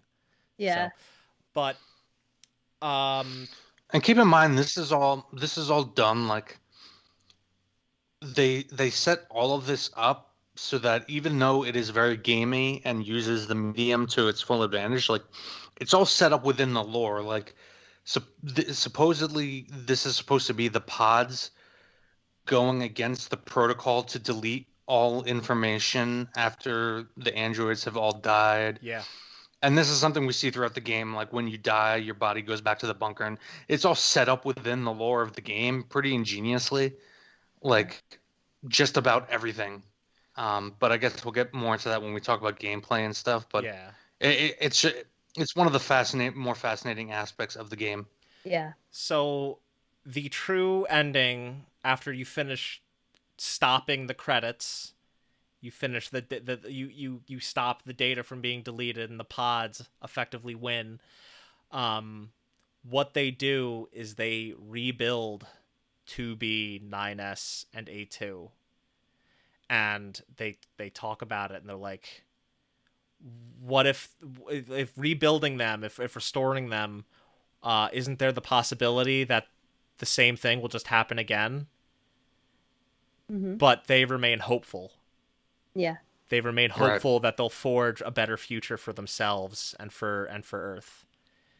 Which, if these fucking pods being hopeful doesn't bring a tear to your eye, I don't know what to tell you. Good Lord. It's perfect. Because what would their purpose have been if they've already done what they are programmed to do, which is to destroy all the information. They would Like that, also lose purpose.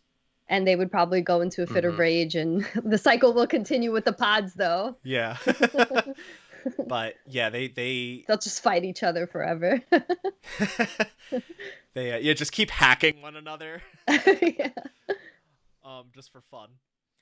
But yeah, they rebuild 2B, 9S, and A2, and that's it. We just see 2B and 9S specifically being rebuilt, and A2 sitting in a window in one of the abandoned buildings. And that's Nier Automata. Well, save for one other thing. So this is a question Jason asked, and I wanted to talk about it on the show. After you see that, the pod, instead of talking to like another character, one of the pods talks directly to you, the player, and asks you a question. Is there anything you want to say to other players of Nier Automata? What did you guys say anything to other players? Yeah. Well, yeah, I filled it up and I said like never give up, never surrender or something like that. I don't remember, something like that. And did you give up your save file? Oh hell no. Delaila, did you? I said I just want to say what I said. All right. I think I said it's okay to scream. I've been through it too. It's hard or something like that. Aww. And this is, God, here I go. So I kind of cried today when I thought, because Jason asked this question yesterday on Slack, and I was like, fuck you, dude. Like this is going to open up a can of worms for me. Oh, no. I didn't want to talk about it on Slack, so I was glad that you said, we'll wait till... But then today I thought about my decision, and I started crying, and I was like... getting into, like, my own moral compass. I did not... I'm sorry, I feel bad now. It's not you, it's the game, because after I beat the game, I was like, I thought Delaila kind of was about to break up with you. It's not you, it's me. I was like, what kind of human being am I that like I didn't freely just let go of my save because I have this meaningless urge to 100% a game on a platform where I don't even get achievements. I'm a trophy hunter. Like, there's no reason why I needed to hold on to that save, but with the idea that I might one day 100% and become achievement hunter, I was like, well, maybe I'll do it. But then I'm like, but it's meaningless and it defeats the whole purpose of the game that it's trying to teach you. And I was like, am I selfish? Like, do I hold on to these meaningless things that I'm probably never going to get to because of something that I may or may not do? And I don't help someone else, even though everyone else helped me. Like, I felt like a selfish little bitch. And yeah, so that's where this game brought me. It was a thing. Delaila, I can't believe you made such a selfish choice that I've already made twice. It's okay. Don't worry about it. Well, but like, I was thinking if I had started, all I was going to say was if I'd started a new save, which I didn't, I did New Game Plus because I wanted to do some other things that I'd missed and level up a bit more. But if I had started a new save, I would have done it just because it was only because this is a save file that I now have put like 60 plus hours into. Right. So, and that's kind of the thing, right? Is like they probably recognize. I mean, this is an RPG. It's a very action oriented RPG, but it's still an RPG with like dozens of hours of content. Like, Yoko Taro knows people are going to be putting a lot of time into this game, so to proposition them with that choice at the very end of it all, do you want to just give it all up so you can save someone else or help someone else? It's like that's still a tough choice. Yeah, and I think if I wasn't a trophy hunter or an achievement hunter, I wouldn't have given a shit and I would have let go of my save because at that point you're not really going back to the game. But could you like platinum it or 100% it and then release your save? I believe so, because I think it'll always ask you. Don't you have to? Isn't there a trophy associated with doing it? No, there's no trophy associated with deleting your save. Okay. Oh, okay. But and I didn't give up my save both times I played through the game either. Because again, I wanted to get all the trophies and then I wanted to get all the achievements on Xbox. Yeah. Because it's a game I love so much. But I believe you can, and I might do this. I believe you can load in to that chapter, do it all again, and then give it up if you want to. And also, not for nothing, I'm pretty sure you can back up your save, delete it, and then restore your save from the backup. Yeah, that's the Which is kind of like a way to cheese it. It kind of defeats the emotional purpose, but if you want to feel better about it but still keep it, I think you can do true. that. You know, here's the thing. I was just really quick. I started going down a rabbit hole of watching people play this game because I wanted to see what they did, right? And I'm probably still going down that rabbit hole, maybe or maybe not. But I was watching this girl Mars, who I actually like watching her, and she just very freely like, yes, give up my save, like I don't care, like she was just very kind of matter of fact about it, like just let it go. It doesn't mean anything. And I feel like she got it. She got the purpose of the game. Not everyone is as crazy as you and I, where they got a 100% shit. All right, like. But like, it's meaningless if we can't help people, right? Yeah. Or if we can't, that like. And this game fucked me. Like, it fucked me. It made me think about like who I am as a human. And maybe even reconsider trophy hunting and achievements. Well, Jesus, I'm so glad that you're gonna like go to sleep tonight, and you're gonna try to go to sleep tonight and see the Yokotaro like Emil head.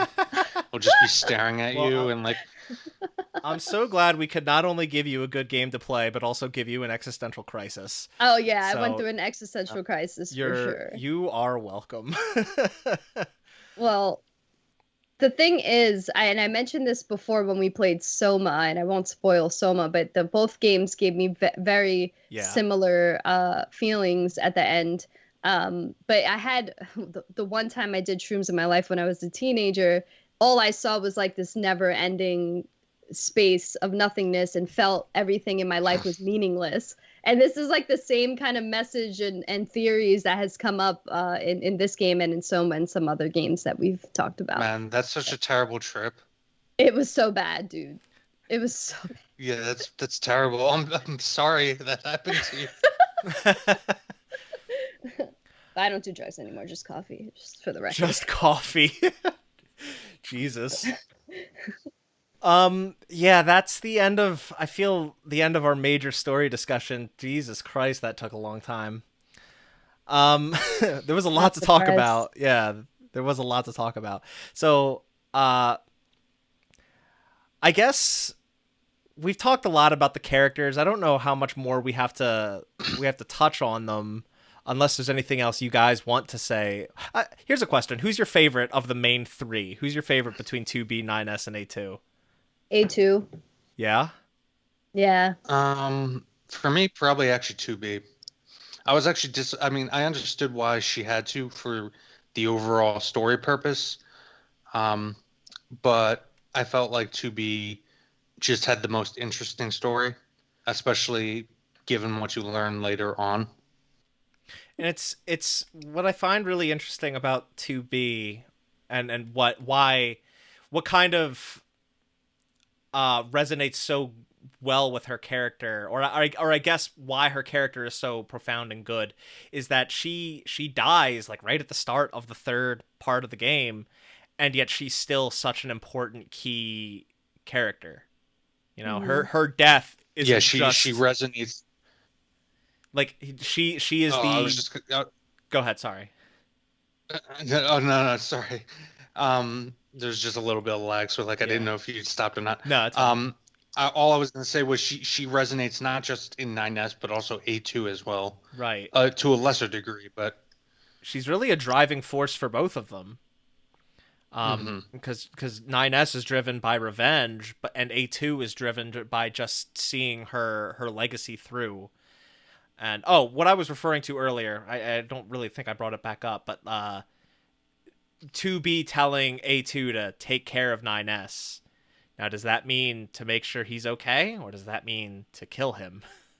That's the thing about 2B. Like, I couldn't tell if she had overcome what she was programmed to do, which is to kill 9S when he gets the information, and like actually embrace the emotion that she has for him. I couldn't tell at what point she was when she died.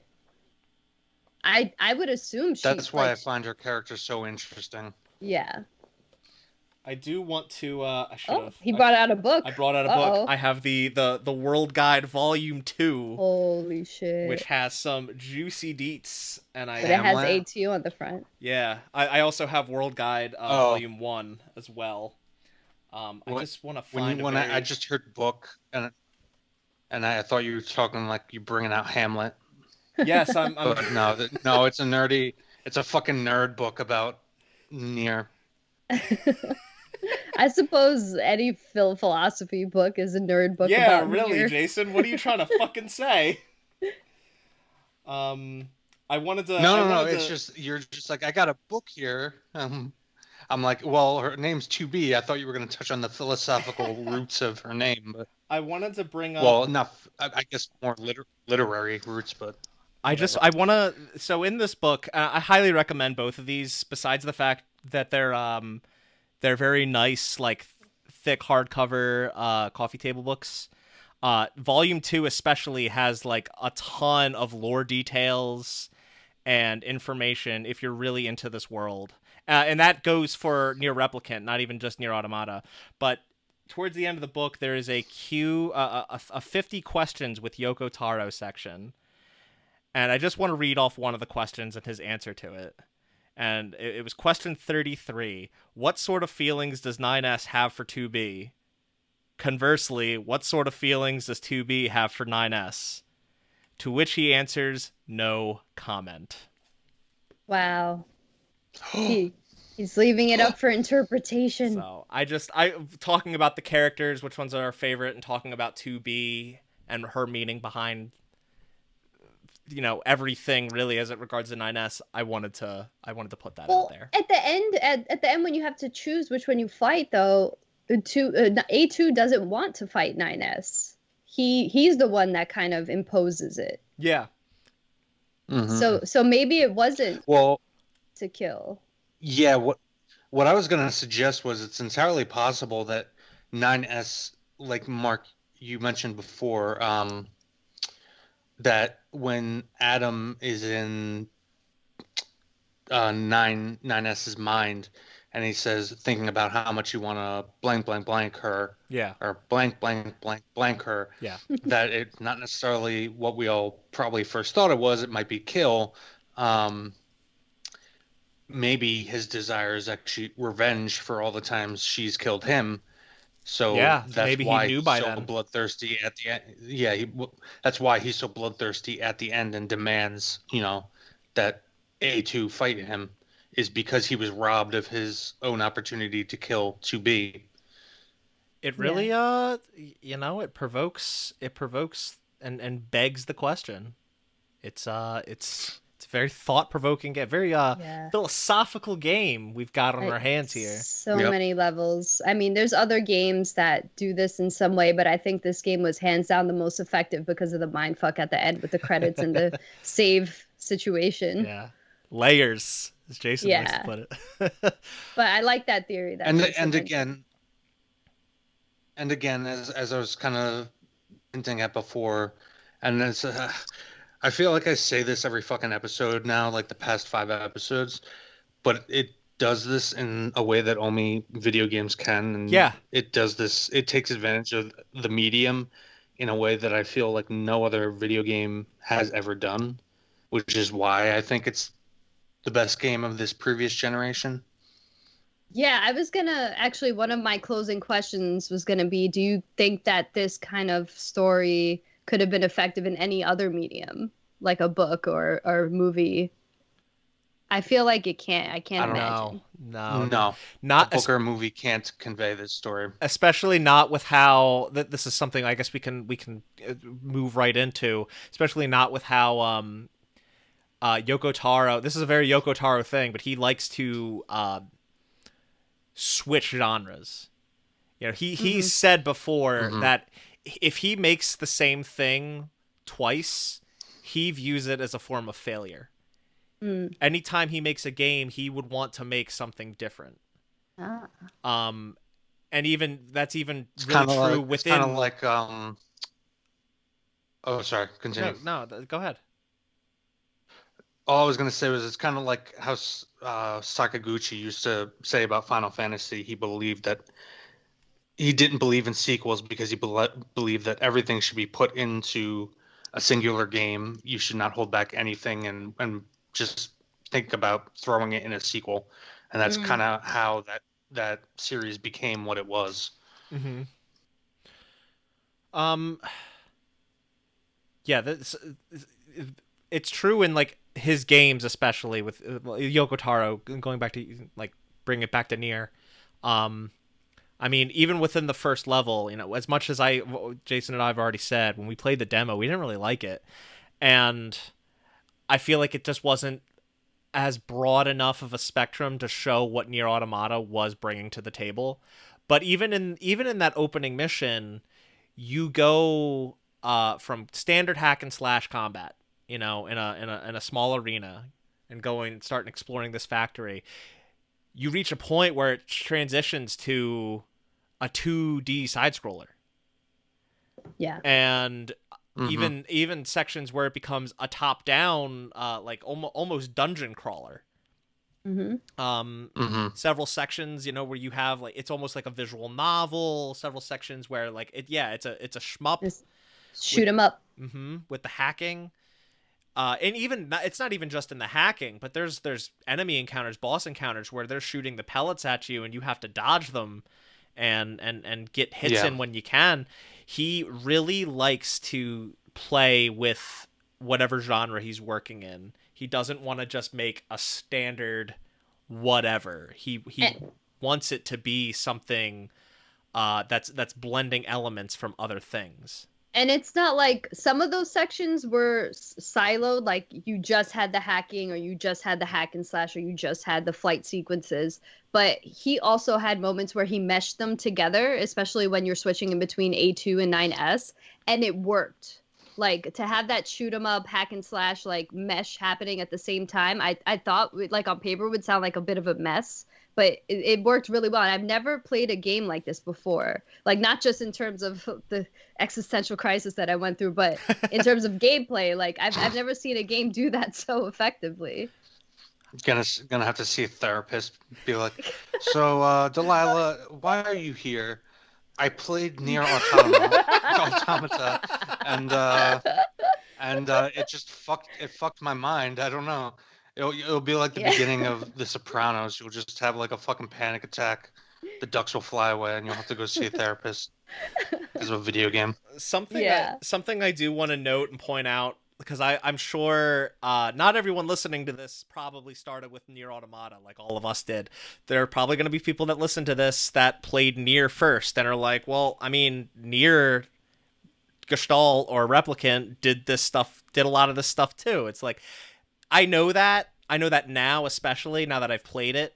But a lot of people didn't play that game, and a lot more people played this one. That's kind of why we're starting with this game.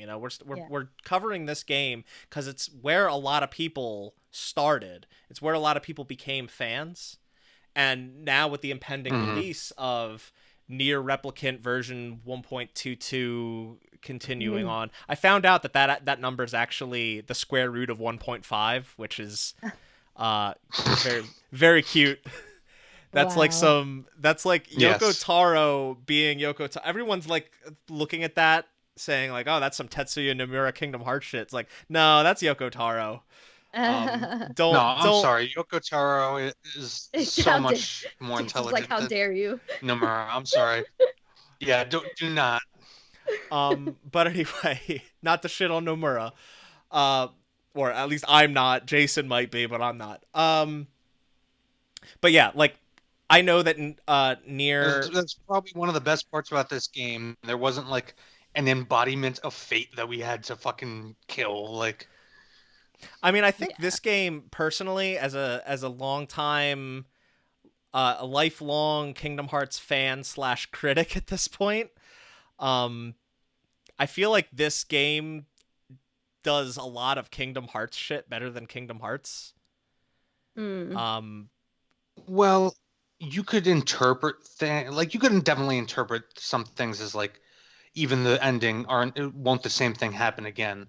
But it's like, it's not like the same thing is going to happen again just because of fate. Like they're I more so just actually mean, dealing with mature themes of human emotion yeah. I mean, and how it motivates. Yeah. I don't want to get on a rant or tangent talking about Kingdom Hearts. It's just like I feel like this game does a lot of things that Kingdom Hearts sometimes tries to do, just a little more thought out, I guess. But that's not a conversation I really want to delve into. Okay. Yeah. But the genre bending, like Delilah, you seem pretty positive on it, like with everything that they that Until I had to hack for 20 hours is 9S. Yeah. Okay. What I do want to say about the hacking, and something I really appreciate about the hacking, is while it can be a little tedious, I love that it is really, you hack in, it takes 5 to 10 seconds, and then you're out of it immediately. Yeah. I love that contrast with Well, like depending on what you're doing. yeah, depending on the enemy that you're hacking or what you're doing, but like standard combat when you hack into an enemy, I love that it's in and out. It Yeah. doesn't take longer than 15 to 20 No. seconds. Yeah. Contrast that with like And I love something. how the music doesn't change. It just changes to Oh my bit god. Yes, or I'm so glad you chiptune. mentioned that. They have the attention to detail with Yeah. even just that part of the music, where they have 8-bit tracks for any music that would be playing while you're hacking. Yeah. It's so well thought out and so considered. Yeah. And I want to say, like, contrast like this style of hacking. The reason I love it so much is because I've played things like BioShock, where the hacking, Right. so many games do hacking and they try to make it into a mini game, like a full Yeah. mini game versus just a thing you do. Right. Like BioShock, you do hacking, you have to go through this whole grid flipping pipes while this water flows through. It's something that takes you out of the experience too often and for too long. This is quick, easy, doesn't take you out of the core experience for too long, and that's kind of why it can get a little repetitive, it can get a little frustrating, but it never bothered me too much because I know that there's things out there that do it much, much worse. No, yeah, for sure. And honestly, as 9S, it's more effective to hack an enemy. You do more damage hacking than actually. I didn't even bother with hack and slashing with 9S, like rarely. But once again, like it was supposed to be repetitive. Like you were supposed to fall into that gameplay loop to understand like his fit of rage. And honestly, it only really bothered me towards the end of the game when they started introducing like a shit ton of indestructible purple balls that get shot at you, and when they started introducing especially the walls that were orange that damage you if you hit them. Oh my god. Because the sensitivity, I didn't see somewhere where you could control the sensitivity for it. So like it would just be almost impossible, especially in the tighter corridors, to not hit the walls that damage you, and you only get like 3 hits before you die. So yeah, and then for some of the longer segments, you got to do it all over again. But like in terms of the individual enemies, it wasn't that bad. No, there was that one treasure chest in the tower that could go fuck itself. Yes, you know about that I treasure spent chest? a half an hour. I spent a fucking half an hour on that one. It's the worst, and then it was fine after that. The one where there's 4 narrow. The one where there's 4 narrow hallways that you gotta do. Yeah. Jeez. Yeah. No offense, but it sounds like you guys suck at hacking. Probably. No, I'm just kidding. I fucking was testing over and over. The sensitivity was just a little too high for the narrow corridors that are lined with the orange boxes. But yeah, the orange boxes fucked me too. I guess past the hacking, just core gameplay. Like, I think all of us have played several Platinum Games developed games, right? How did this some Bayonetta? How did this game match up with some of that? Did this game feel good to play in terms of a hack and slash action game? Oh yeah, for sure. Okay. Hell yeah, motherfucker. Thank you, Jason. I feel like Astral Chain was the first game that I played in the Platinum Games hacking. Astral Chain? What's that? You never played Bayonetta? No. Sorry. It was the first one in the Platinum Games hack and slash that I felt like deviated from The the formula. traditional like Bayonetta, like even Devil Oh, May Cry kind of feeling. Because of the way that you yeah. use these like machines. I don't want to like get into Astral Chain, but like you fight with machines, so it feels very different. But this one like mixed up that combat in a way that I've never seen before, where I almost consider it its own league, kind of. Ooh, Yeah.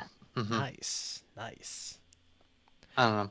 If you one of the things I appreciate about this game, and if you want like my full thoughts on it, I think I pretty much gave them in our Final Fantasy VII Remake episode, which you can go listen to. But modern RPGs, particularly modern JRPGs, have been kind of stuck in this weird place between old school turn-based systems and modern action systems, trying to find a way in between. And I'm in particular of the mind that you got to choose one or the other. And I respect this game a lot. That not only did they choose one firmly, but they got one of, if not the best company out there to do that Mm-hmm. in Platinum They Games. were ecstatic to do it Um, too. yeah.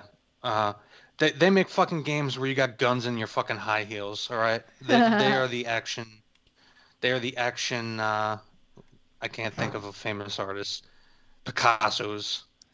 They're the action Picasso's. And this game just feels the combos, the different weapons, how they change the weight of the combat. And we'll get into the RPG elements and how they affect it, but it just all feels so good. Yeah, the one thing I do want to say, and Jason, we were talking a bit about it prior to recording, and like replaying this game, I still think this game personally is a 10 out of 10. Like replaying it, I loved it even more. Yeah. There's one thing that I feel is kind of executed poorly, Is it the and map? no, I actually, Oh. Delaila put out a review on YouTube. Go check that You out. watched it? I did, of course I did. I wanted to know what your thoughts were before we recorded. Yeah, I understand why people don't like the map. I don't mind it so much. At first, I hated it, and then I grew to, Neither do well, I. I grew to love it. But I totally get why you don't like it. I totally get why it's the biggest thing to hamper the experience for you. No, for me, my biggest criticism is just how weapons are treated. This is kind of like a Nier thing. It's present in Nier Replicant. It's present in this game where like they give you a lot of weapons, and like that's kind of like the big collectible, so to speak, that you're after. Even to the point where they give you a completion percentage of did you find all the weapons and stuff. Mm. And you need all the weapons in order to do a very important side quest. Um, Huh.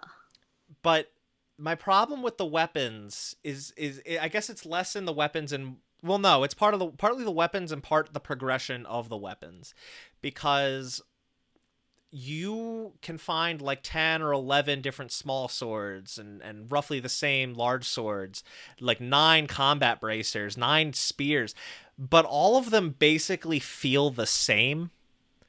The biggest difference, Yeah, it's just the biggest base it's difference just is the damage.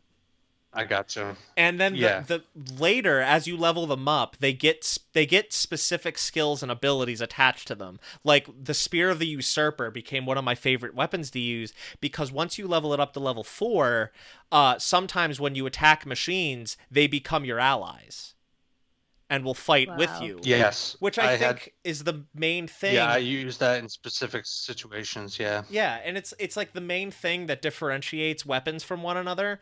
But the problem is getting the upgrade materials to make a weapon, any weapon, a level 4 weapon. They're so grindy, rare, and hard to come by. It really dampers the You have idea. to skip to the end of the game. Yeah. Like you have to go to chapter select a lot and go back to like the final chapters of the game.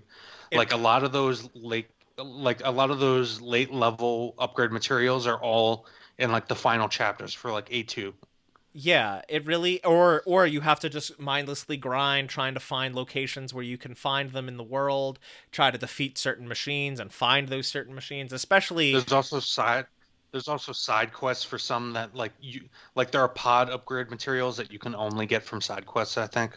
and there's a pod upgrade material that's actually completely missable, meaning that you can't fully upgrade your pods, and therefore you can't get a specific trophy through the traditional means. I'll talk about that momentarily, but yeah, that's my main problem. Is like you it really hampers the experience of getting this arsenal of weapons when they all kind of just feel the same, and the main thing driving them into different directions is really inaccessible until very late in the game.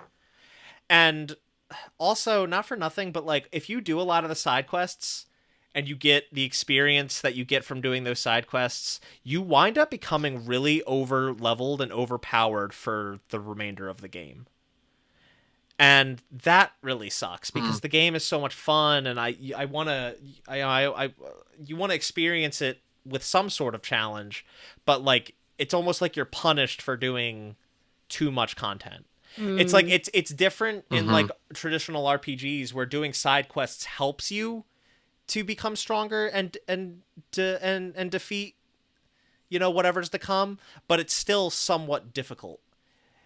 Doing too much in this game too soon makes it very, very easy. I guess that really like depends on your build. Like my build was a lot of health regen on like hit, So like was offensive mine. health Yeah. healing, and yeah, exactly. So like it didn't even matter how powerful necessarily you were strength wise. You were just constantly regenerating health, so it didn't even matter. And that coupled with constantly just unloading bullets out of your pod while hacking and slashing stuff, it just Right. enemies can melt, and like you feel really powerful. You No, feel like you're progressing somewhere, but it still can be a bit much, a little too early. it's in a the fair game. critique. Yeah. There was one element of the gameplay that I wanted to mention that relates to A2, her Berserk mode. Yeah. I feel like I tried to use that once and I felt like I was just dying and never used it again. Did you guys use Did you that try at to use all? it during the boss where it gets? I tried using it once during the boss where it's like first introduced in the desert. Yeah, same. And I kept getting fucked up when I tried to use it, and then I forgot about it and never used it again. Yeah, I didn't forget about it. I was just like, I'm not gonna use it because I'm dying faster. I mean, it's like one of those, like using it starts depleting your health rapidly, but you do become a lot stronger. Right. I mostly just used it until I got the achievement for it, and then I kind of Yeah. slowed my roll on using it. But it has its uses. The main problem I have with that is when you use it, you heal whenever you kill an enemy, I think. Or that might have just been because of my chips. I don't know, because my chip setup was similar to yours, Jason. So I might have just been getting healed because my chips were healing me versus Berserk mode was healing me. But my problem with Berserk mode is there's no way to turn it off until your health depletes, and then you're forced to basically use a healing item or heal some other way. Right. There's no other option. I wish there was a way to turn it off. Maybe not immediately. Like maybe once you Berserk, you're kind of locked into it for maybe 5 or 10 seconds.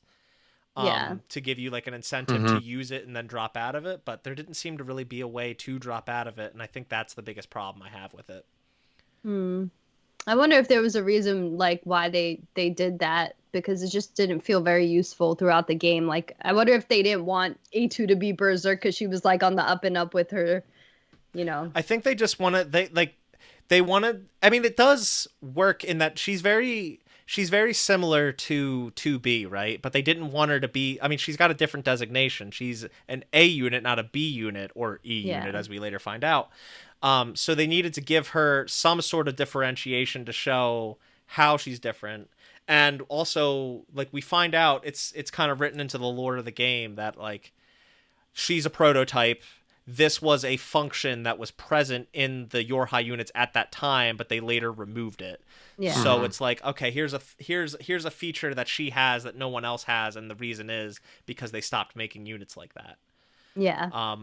It's also like I think they wanted to make it a personality thing because she also gets the ability to, if you hold square, you can taunt, and Hmm. there's special animations based on what weapon you're holding and stuff Mhm. like that. And it's kind of, yeah, it kind of is, it kind of is part of her, or blending well with her character. She's, tough as nails. She's disillusioned, so like she'll taunt enemies because she's just been fighting them for so long.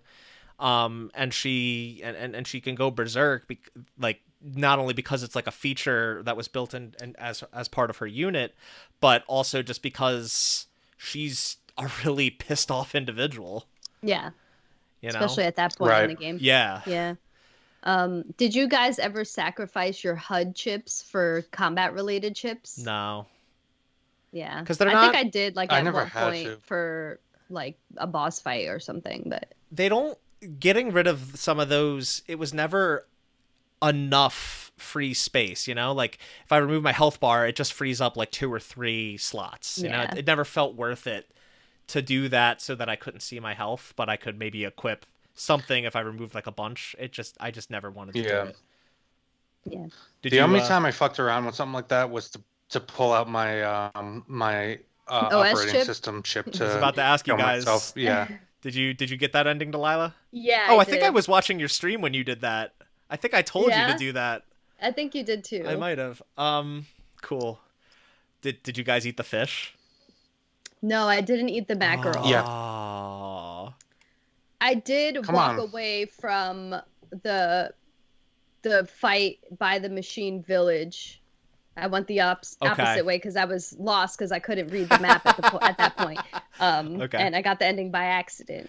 Yeah, so I guess that's something we can talk about real quick. I think we've said everything we need to say about the gameplay, right? Yeah, yeah, Yeah. I mean, the only other thing I'll add is I really like the plug-in ship system. I think it adds for a lot of customization and yeah, giving you different. And again, it's something that's built into the lore. Yes, it's yeah. it's a very clever, very cool system. Um, but yeah, like one of the things, one of the cool things about this game, at least in terms of replayability or like secrets to find, is we talked about how it has ending A, B, C, D, and E. There's also an ending F, G, H, I, J, K, L, M, N, O, The whole P, Q, alphabet. R, S, T, U, V. Yeah, the whole alphabet. There's an ending for each letter, and some of them are for doing cheeky little shit, like, yeah, unplugging your OS chip and eating the mackerel when Jackass tells you to eat it. Um, there's also a lot of them come down to just like, yeah, there's a crucial, like, when you're in the copied city and you save 9S, if you just run the opposite way, you get an ending. Like for a lot of the like Yeah. urgent moments where it's like you have to go here, run in the opposite direction. There's an Yeah. ending tied to that. That's so funny. There's also one of my favorite endings is if you self destruct while on the bunker. You blow up the bunker and like the text is like, you blew up the bunker somewhere in space. The commander has her arms crossed with a stern look. And it's like they got really really cheeky with some of the endings. They're often called joke endings. Some of them can be a little more serious. Mm. But they are mostly they Yeah, like I mostly try to mentioned keep before. it light. Yeah. What was that, Jason? Yeah, like I mentioned before, I was gonna say when I mentioned it before, but at the part where you're like kind of fucking trudging across the map as 2B, I got knocked down into the pit and I couldn't get out, so Yeah. I succumbed to the logic virus, and it was like you wander the city ruins with no conscience or purpose, and it was like really like dark, and so they're not all like funny, but Even it kind of pissed me off that I had to sit there watching for like 10 minutes as the character just sat there because I Yeah. couldn't get out of the pit. at that point, I Yeah. would have just gotten up and I don't know, smoked a cigarette or something. Come back up 99%. Cool. Well, that's pretty much what I did. So yeah, I think the endings are really cool. A really cool thing to do throughout the game to find them. Were there any other standout side quests that you guys did or wanted to talk about? standout, no, but I noticed that there were some flowers that I can collect, but I didn't collect all of them, and I'm very curious what it Were those the does. ones tied to Emil? The Not Emil side quest? sure. I can't remember, but they were like the only like bright flowers in Yeah, the. they were probably tied to the Emil quest line. Mm. I guess I'll talk about Emil real quick, 'cause I don't want to talk about Emil too much. Emil is a character from the original game, from the first game. We'll obviously talk more about him soon. Um, but yeah, he's very tied to those flowers called lunar tears that you find some like in some places throughout the game. And his quest line, the final side quest in his quest line is the side quest that you get when you find all the weapons. Mm. So yeah, haven't done that. I don't want to say too much.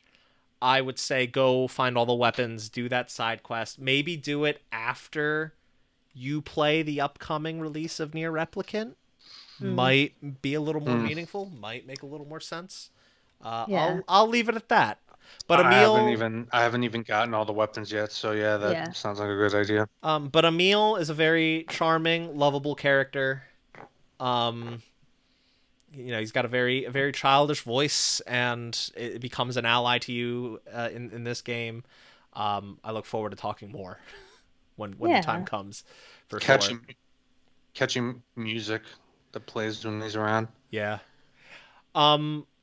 We didn't talk about the pod programs. I feel like there's not much more to talk about, or much to talk about them, to say about them. But like, did you guys find the other pods that you I could found a find? few of them, yeah. The one like where you have Yeah, spears coming out from the Oh, I sides mean and the the so not just the pod programs. There's two other pods you can get.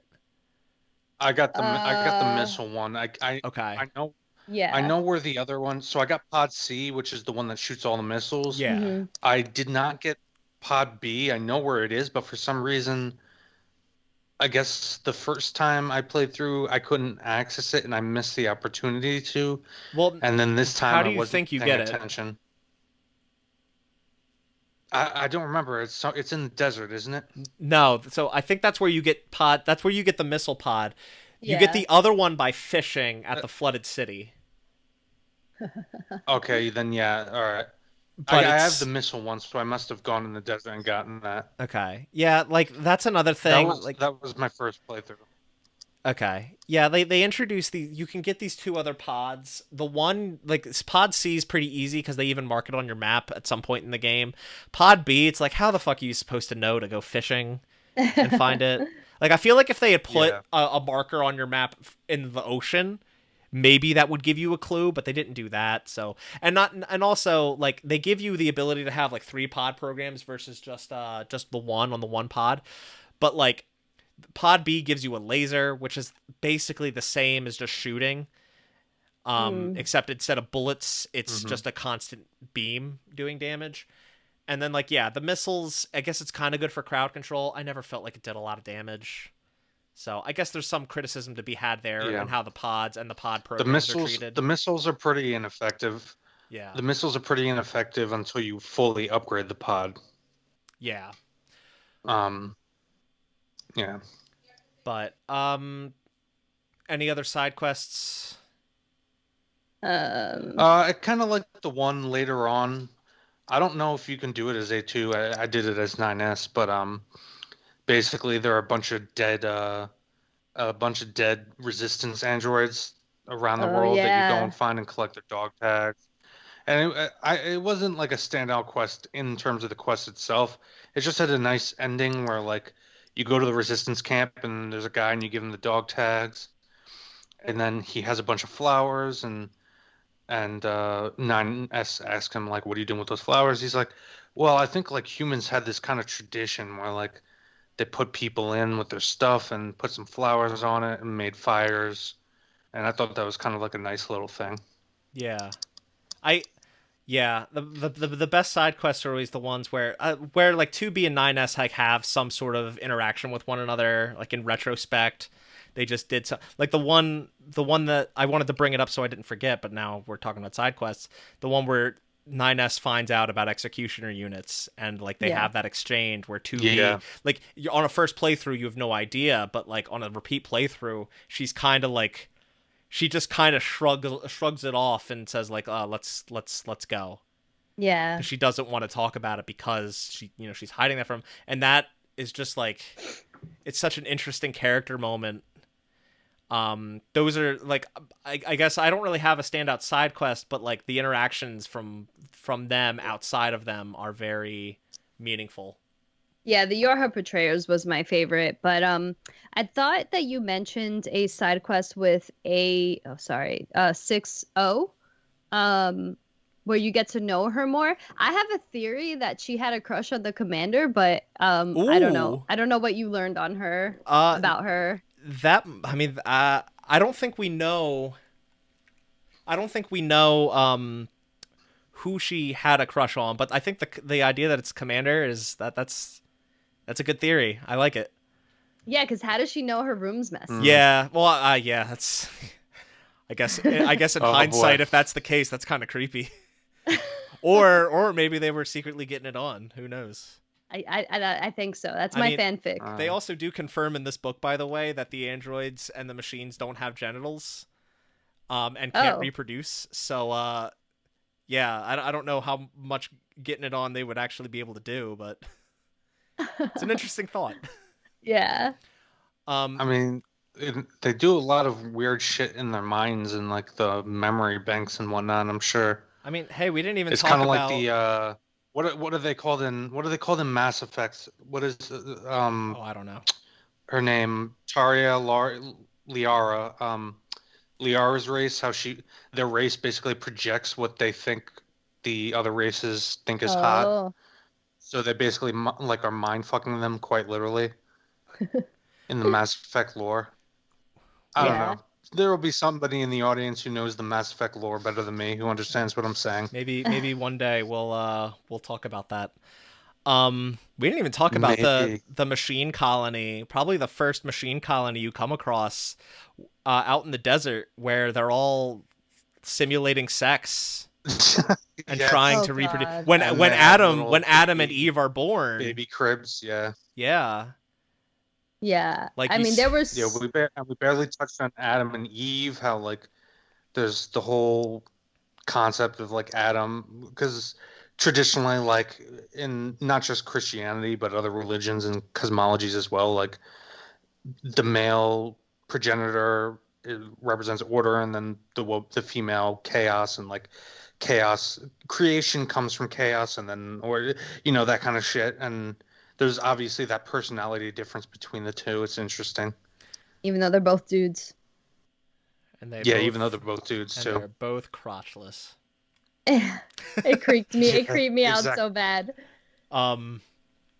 Yeah, and also There was. go ahead, Oh, Delilah. sorry. No, go ahead. Go I ahead. was just gonna say there's a lot of machine. We can honestly talk another hour about like the machine cults Yeah. and the machine kingdom, and just like, but all it is, it's just like, machines grasping onto the ideas that human have come up with to feel purpose. And kind of like how we do for Right. ourselves. Well, here's a you know. question to maybe get the ball rolling on talking about some of them, because yeah, we've got the desert colony, we've got the amusement park, the forest kingdom, the cult in the abandoned weapons factory.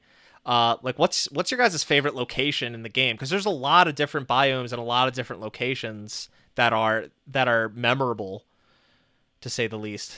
I think the juxtaposition between the amusement park and the flooded city, because the flooded city was so like, just like, it was a flooded city. It just Yeah. seemed so bleak, and the amusement park seemed so fun. Yeah. And yeah, the use of color in those areas was really nice too. I agree.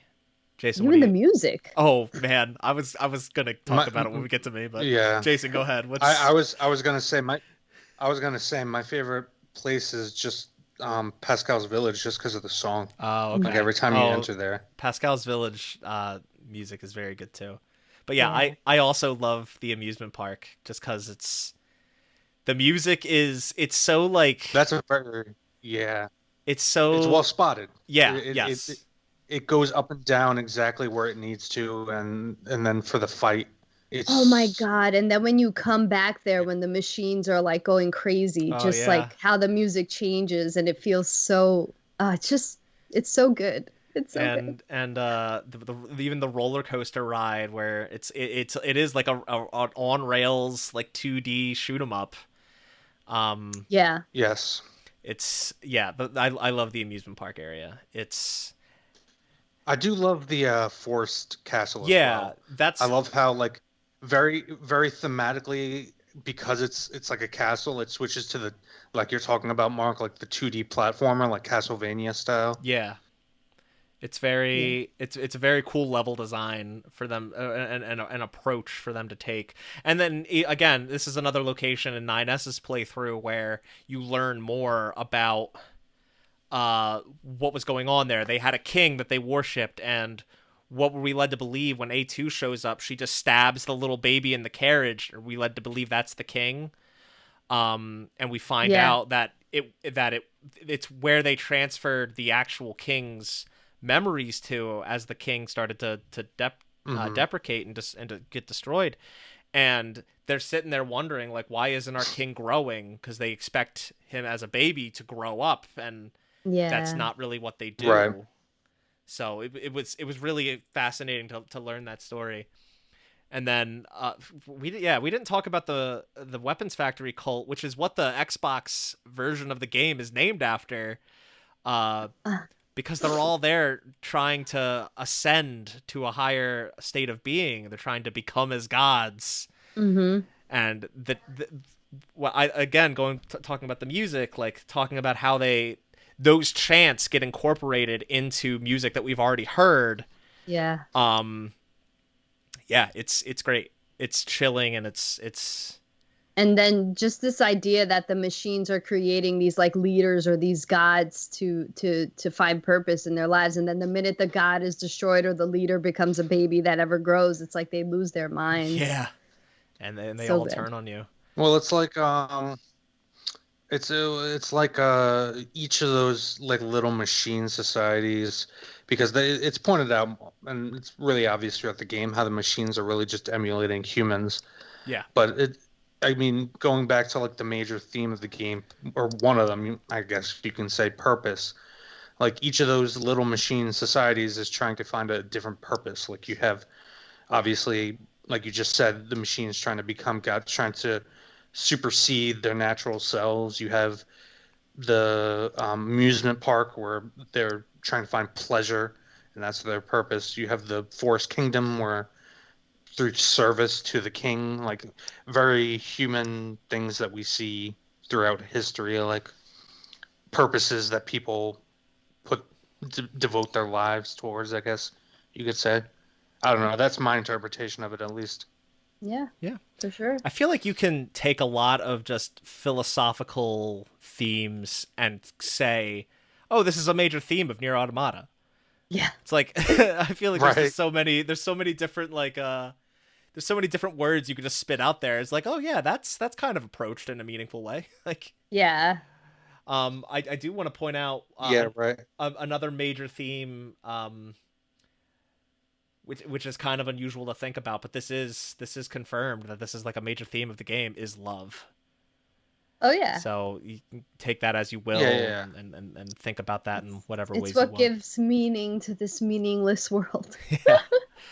As long as we're sharing Well, the it's, meaninglessness. yeah, and it's ultimately, it's like real talk. That's kind of like the purpose, or the point of, I guess you could say, the end of the game Yeah. is like there's a little bit of text dialogue between the pods, and they're like, I don't know, I feel ... attached ... but attachment is not necessary. I love the Emotions dialogue are between the prohibited. pods. It's so fun. Yeah. Yeah, it's so funny. Yeah. I love when A2 now has a pod 042 attached to her, and it's constantly just like, request, state your purpose, or A2 must state her intentions, Yeah. and she's like, Yeah. shut up. Yeah. 30 seconds later, Yeah. proposal, A2 must state her intentions. And at the end of the game, at the end of the game, A2's like, you're not so bad. Yeah, Yeah, she comes around. that's why I liked her the most out of the three of them. That's yeah, I did come around on A2 quite a bit this time around because I do still feel that we need more time with her, but True. she does have a meaningful arc. Pivot to some final things I want to talk about. I thought the fishing, I guess this is another point of criticism. I thought the fishing was just, fishing is in Nier Replicant. I feel like they put it in here. I guess maybe it's much simpler in this game, but it's also much more meaningless. There's not really many reasons to do it other than to earn money. And I guess the same is true in Nier Replicant, but it's just not a very necessary system. Did you guys spend much time doing it? No, I spent like literally the first puddle that I saw, and that's it. Okay. Although if you do fish in the one sewer pipe... I just saw it as more content. Okay. If you do fish in the one sewer pipe leading to the amusement park, though, you can get the iron pipe weapon, so... Oh. And, I already mentioned the pod at the Flooded City. So there's meaning for it. It's just very hidden meaning and reason to do it. One thing that this game does that's really cool... that I don't know any other game that's done it. Delaila, do you know about well, you played on Xbox, so it's the achievement shop, but originally, since this was only on PlayStation, do you know about the trophy shop? I think you told me about it, actually, that you can you can buy trophies. Yeah, so after you beat the game, if you go load into a chapter and go to the resistance camp, there's a person you can talk to that has like a new option, and when you talk to them, you can outright buy trophies or achievements. Are they expensive? It depends on which trophy you're trying to buy. Oh, yeah, that's cool. So that's so meta for the game too. Like it just makes sense that it does that. And like when I played through this on PS4, I unlocked them all legitimately because I wanted to do that. I realized like halfway through that this was a game that was special to me, and I wanted to make sure that I did everything as all the requirements as they were provided. I did the achievement shop when I replayed on Xbox just to say that I did it, and I didn't feel like doing the grind that I had to do before. So, of course. But yeah, it's really cool. You just buy them with the in-game money that you have. That's so cool. And by the end of the game, like you have a shit ton of money. Like it's really easy to buy whatever remaining trophies or achievements you have. So I think it's a really cool idea. And very fitting for like Yoko Taro, very fitting for the franchise. Yeah, I mean, even when you're messing with the game's like brightness and things like that, it's like integrated into the game. Oh my god. Then when you replay as 9S, I thought that I was choosing, but it was just replaying exactly what I did my first playthrough. And there was a moment that I was talking to chat that it was just delayed. And I was like, oh shit, I was talking to you guys during that moment. I wanted to talk about that. Thank you for bringing it up. When he says this is being recorded for posterity, it's literally being recorded. Yeah. When you start the game over as 9S, whatever you did as 2B, it's there again. So if you, that sucks, Delilah, that you got distracted by chat. So you're just sitting there waiting like, what the fuck is taking so, Yeah, it was really cool. But I thank you for bringing that up. I would be so upset if I realized after we finished this that I totally and someone in the comments was like, you didn't mention this. Yeah, really. Like, sorry, we only have so much time to talk about everything in a video game we feel is worth talking about. You forgot to mention the gold coins and you forgot to mention the coins in Shadow of Colossus and the Secret Sword. Hey, Mark. shout out to that guy on. though. Come on, he was friendly. He was nice. Yeah. I'm giving him a shout out. He showed you up. We remember What are you. you gonna do about it, Mark? Yeah, we remember you. You mean something to us. Making me into a better host. Yo, that's a true fan. Yeah, really. That's a true fan. He criticized you. He wants you to be better. Be better for him. I'm trying, man. I'm trying. I guess the other thing, the last thing I'll bring up, and I'll talk about it super quick because we're running out of time. There was a DLC released for this game. It adds like 2 side quests. In the first side quest, it gives you 3 Colosseums, all of which are pretty distinct. And working through all 3 of those, you unlock another quest where you actually play through the story of a machine named Plato 1728, if I recall. It's cute. It's not cute. It's really sad, but it's like it's an interesting look into a machine that's living out its life and is just very down on its luck and very very troubled. And I like overall I do recommend. It's not very long. It's like maybe 4 to 5 hours to get through all of its content. The Colosseums are pretty neat. One of them actually has you do all the fights as machines that you've hacked. Yeah, so I saw that. If you've only hacked like a small stubby, that's all you can play as in the fights. So it like encourages going out and hacking more machines. And specifically hacking and controlling them, because when you hack a machine, you have the option to remote control it if you've snuck up on it. So, specifically doing that more in the game unlocks more machines for you to do that in that Coliseum, and that one's really cool. Could you get straight to the DLC if you killed your saved? I think it unlocks you have the ability to start it just a few chapters in, so you just have to get like to maybe chapter 4 whenever it lets you do. You're not going to get very far though. Yeah, they do ramp up in difficulty. Yeah. So that's another reason not to do it. So now I'm starting to justify my decision a little bit. I didn't even finish it. Like, I'm level 75 and I still have to do like the last challenge on each of the Colosseums. Man, some of those Colosseums are fucked up. Like the one where the humans are enslaving machines and using them basically like dogfights. Yeah. Yeah. It's brutal. It's harsh. This game. The other thing I'll say is after you do that side quest where you play as the Play-Doh machine, there's one final like secret boss thing that you can unlock that if you don't know about that, it's a cool surprise. I don't want to say much more. It's really, really goofy. It's another like meta thing. It's really funny, and like the things that you can unlock in that DLC are really neat too. Like the customization. Why not say it? Options. It's a spoiler cast. I don't mind. Yeah, there's a lot of. All right, there's a lot of cosmetic rewards that you get, like hair dyes and wigs and stuff. All right, the bow was the best. Yeah. If you don't want to know what that secret boss is, then just skip ahead like 30 seconds. This is your final warning. You unlock a fight where you fight against the Square Enix CEO and the Platinum Games president. That's great.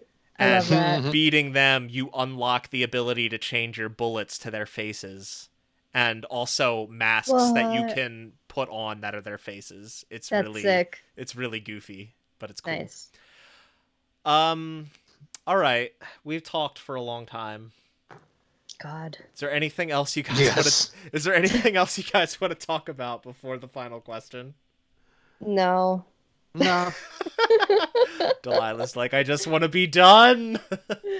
All right. No, we've just like we could go on and on, and it's just I feel like we've exhausted a lot. Yeah, I feel like there's not much more to talk about, and even if there was something else we could talk about, it's like we didn't really get into it specifically, but I mean we mentioned it a couple times, but this is the best soundtrack in decades, I feel like, in a video game. The soundtrack fucking slaps. It's my favorite video game soundtrack of all time. It's one of the best video game soundtracks, if not best like original soundtracks, period. Yeah, I saw a top 10 list. Probably my favorite since. Sorry. Oh yeah, go ahead. No, I was just saying I saw a top 10 list and it wasn't on there, and I was really mad. What? And then I see the first comment is, why is Nier Automata not on there? I was like, yo, like. Was it maybe published prior to 20since? No. Oh God. Yeah. How to be that wrong? This is sacrilege. Probably my favorite since I guess this would be my favorite soundtrack since the last Uematsu soundtrack, which would have been Final Fantasy 9. Yeah. All right. Is there an orchestra for this game? Because there should be for the soundtrack. I mean. Yeah. There's Oh yeah, there's good. been I would. there's been a COVID go several away. there's been several concert releases. Like there's been several concerts and there's been several like releases for like home listening and stuff like that. So yeah, Cool. it's there's I don't know if that's ever come to North America. It might have been only Japan, but who knows? Probably with the popularity and once the pandemic finally trickles out, maybe it will come stateside. I'll be first in line. Yeah. I'll tell you what. I know that Square does the distant worlds in America. Yeah. So I would imagine. And there's also especially if Nier gets more popular with Replicant. Yeah. And there's also the Kingdom Hearts Orchestra, which has toured in the US a couple times, I think. So yeah, if Nier continues to become more and more popular, I don't see why it wouldn't do a stateside tour at least once. Yeah. But okay. Final question, and we got to wrap things up. We know, Nier's getting like we've been saying, Nier's getting more and more popular. Obviously, Automata, a lot of people's first Nier game. Now Replicant's about to come out, and everyone's going to get to experience the first game. A lot of people are going to get to experience the first game for the first time. But that's a remaster of an older game. We don't know what Yoko Taro is really actively working on outside of He worked on a mobile game called Sinnoh Alice that I played for a few months, and I believe he's directly involved with Nier Reincarnation, which is another mobile game. But as far as a major title, we don't know what he's working on, a major like console title. So what do you want to see next from him, considering he likes to work in different genres and wants to make new things? What do you want to see him do? What's your like pipe dream? Anything? I know I'm putting you guys on the spot. I just want to say, for the nerds out there, we're aware of the Dragon Guard connection. Yeah. I have not played it. Well, I don't think any of us have, but we're aware of it. If you want to talk about it in the comments, go for it. But we're not talking about it. This one. The thing about Dragon Guard is it's a long dormant franchise, and it's still locked to the PS2 and PS3. So there's not really any way for anyone to play those games outside of hunting down copies. Right. And hacking. Yeah, that too, I guess. Emulation. But go ahead, Delaila. Continue. I don't know. I don't know. I saw this question and I couldn't think about it in time. Okay. Something different. I wouldn't want another Nier game. Yeah. Unless we're going back, but even then, I just feel like this was a perfect ending. Okay. I think I would like to see him if he's staying in like the vein of like RPG type arena. I would like to see his take on like a crazy ass tactical RPG, like in the same way that like if you're familiar with the Disgaea series, how like that game gets super crazy where you can level up your characters to like level 1,000,000 and do like 9999999 damage and crazy shit like that. But see how he could mesh like a tactical RPG with other genres in the same way that he's genre bending in this. I don't know. That was just the first thing that came to mind. That'd be cool. Know. I want to see him make an RPG racing game. Huh. Wow. I think that would be different and cool, and I think he could do something really wacky with it. Yeah. And it's a genre that I don't like. I like kart racers, but I don't really like a lot of racing games. So I feel like if I see a Yoko Taro racing game, I'm gonna pick that up. I'm definitely gonna buy that. That's wow. So that's this section isn't really meant to be taken seriously. So if you're gonna write in the comments like fucking racing game, what are you, stupid? Like, yeah, chill. I'm saying have like some a fun. Tactical. I know. I think that's a really cool idea. RPG doesn't necessarily need to be square based. Could be like a tactical, whatever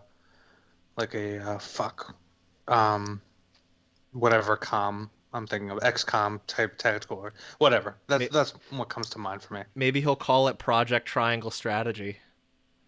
And it'll be secretly linked to Nier and Drakengard.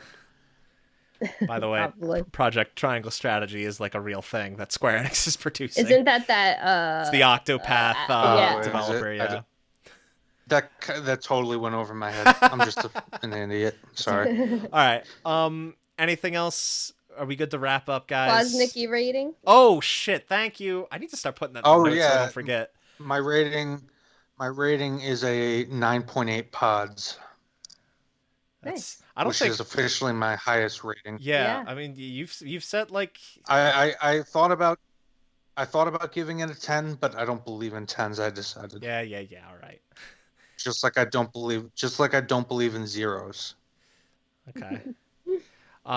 You can always get at least 0.1 for having made a video game. Yeah. There's the Kwasnicki rating. I'm not surprised, and I fully endorse it. I agree with it. Thank you, Nier Automata, for existing. All right. Delaila, what are you working on? What are you doing? What are you streaming? I just stream a lot now. I create a lot of YouTube Let's Plays, reviews. I've been reviewing tech. I did like a PS5 3 months later thing that's doing really well, which is new to my channel. But Assassina _ or _san everywhere. And I've been playing Oddworld. I've been playing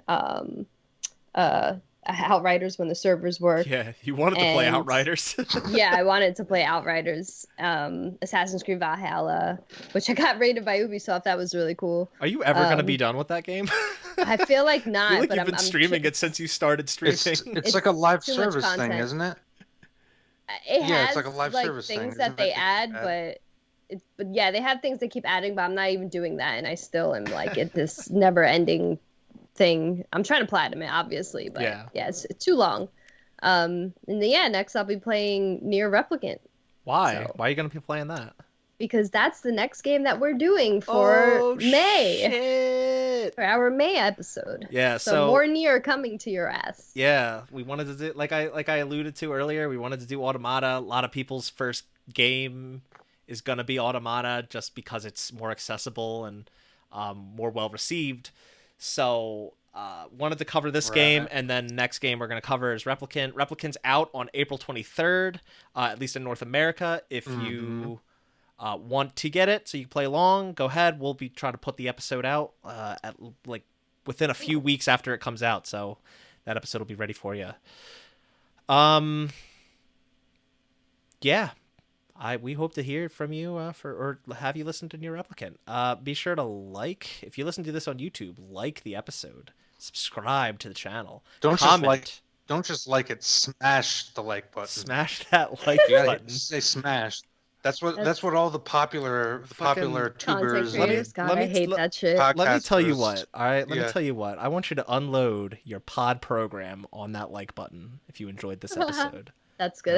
That's better. I thought that was going in a completely different direction. Yeah, no, but that's just me. You nasty man. Yeah, if you like this episode, comment. Let us know what you think. Let us know your thoughts. Tell us, who your favorite character is. Tell us your theories on life and existence. Tell us why you think 2B was straddling 9S like that. That's what we want to know. Leave it down in the comments. Tell us if you purposely self-destructed so you can see her with just her underwear. Oh, we didn't even talk about that. Well, I just did. Yeah. All right. We're not going to talk about that because that will lead to a whole nother discussion. Comment. Let us know how many times you looked up 2B's skirt for that achievement. I know you did it more than 10 times. If you listen to this on Apple Podcasts, be sure to rate and review us. 5 stars preferred. Tell us what you like. Tell us what you didn't like, and just give us feedback. I love the feedback. I love when people leave feedback. And I want more of you to do. If you pop in, here's the thing: if you pop into Delilah's stream to tell her that you love the show, we don't see that. We have a Facebook group. I keep forgetting we have a Facebook group. I hate Facebook. I have to tell them in Slack it's least effective that way. They want us to hear it from you Go on YouTube. Leave us a comment. Go on Apple Podcasts. Review the show. I want to see it. It makes me warm and fuzzy inside. Please, for the love of God. Don't tell Delaila how shitty Mark is at his job. Tell him to his face. It's true. It's fine. I welcome it. He doesn't even deny it. I said, I'm just kidding. I'm trying, man.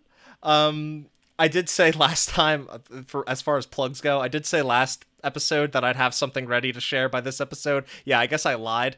Hopefully by next episode I'll have something to share Damn. that I'm working on.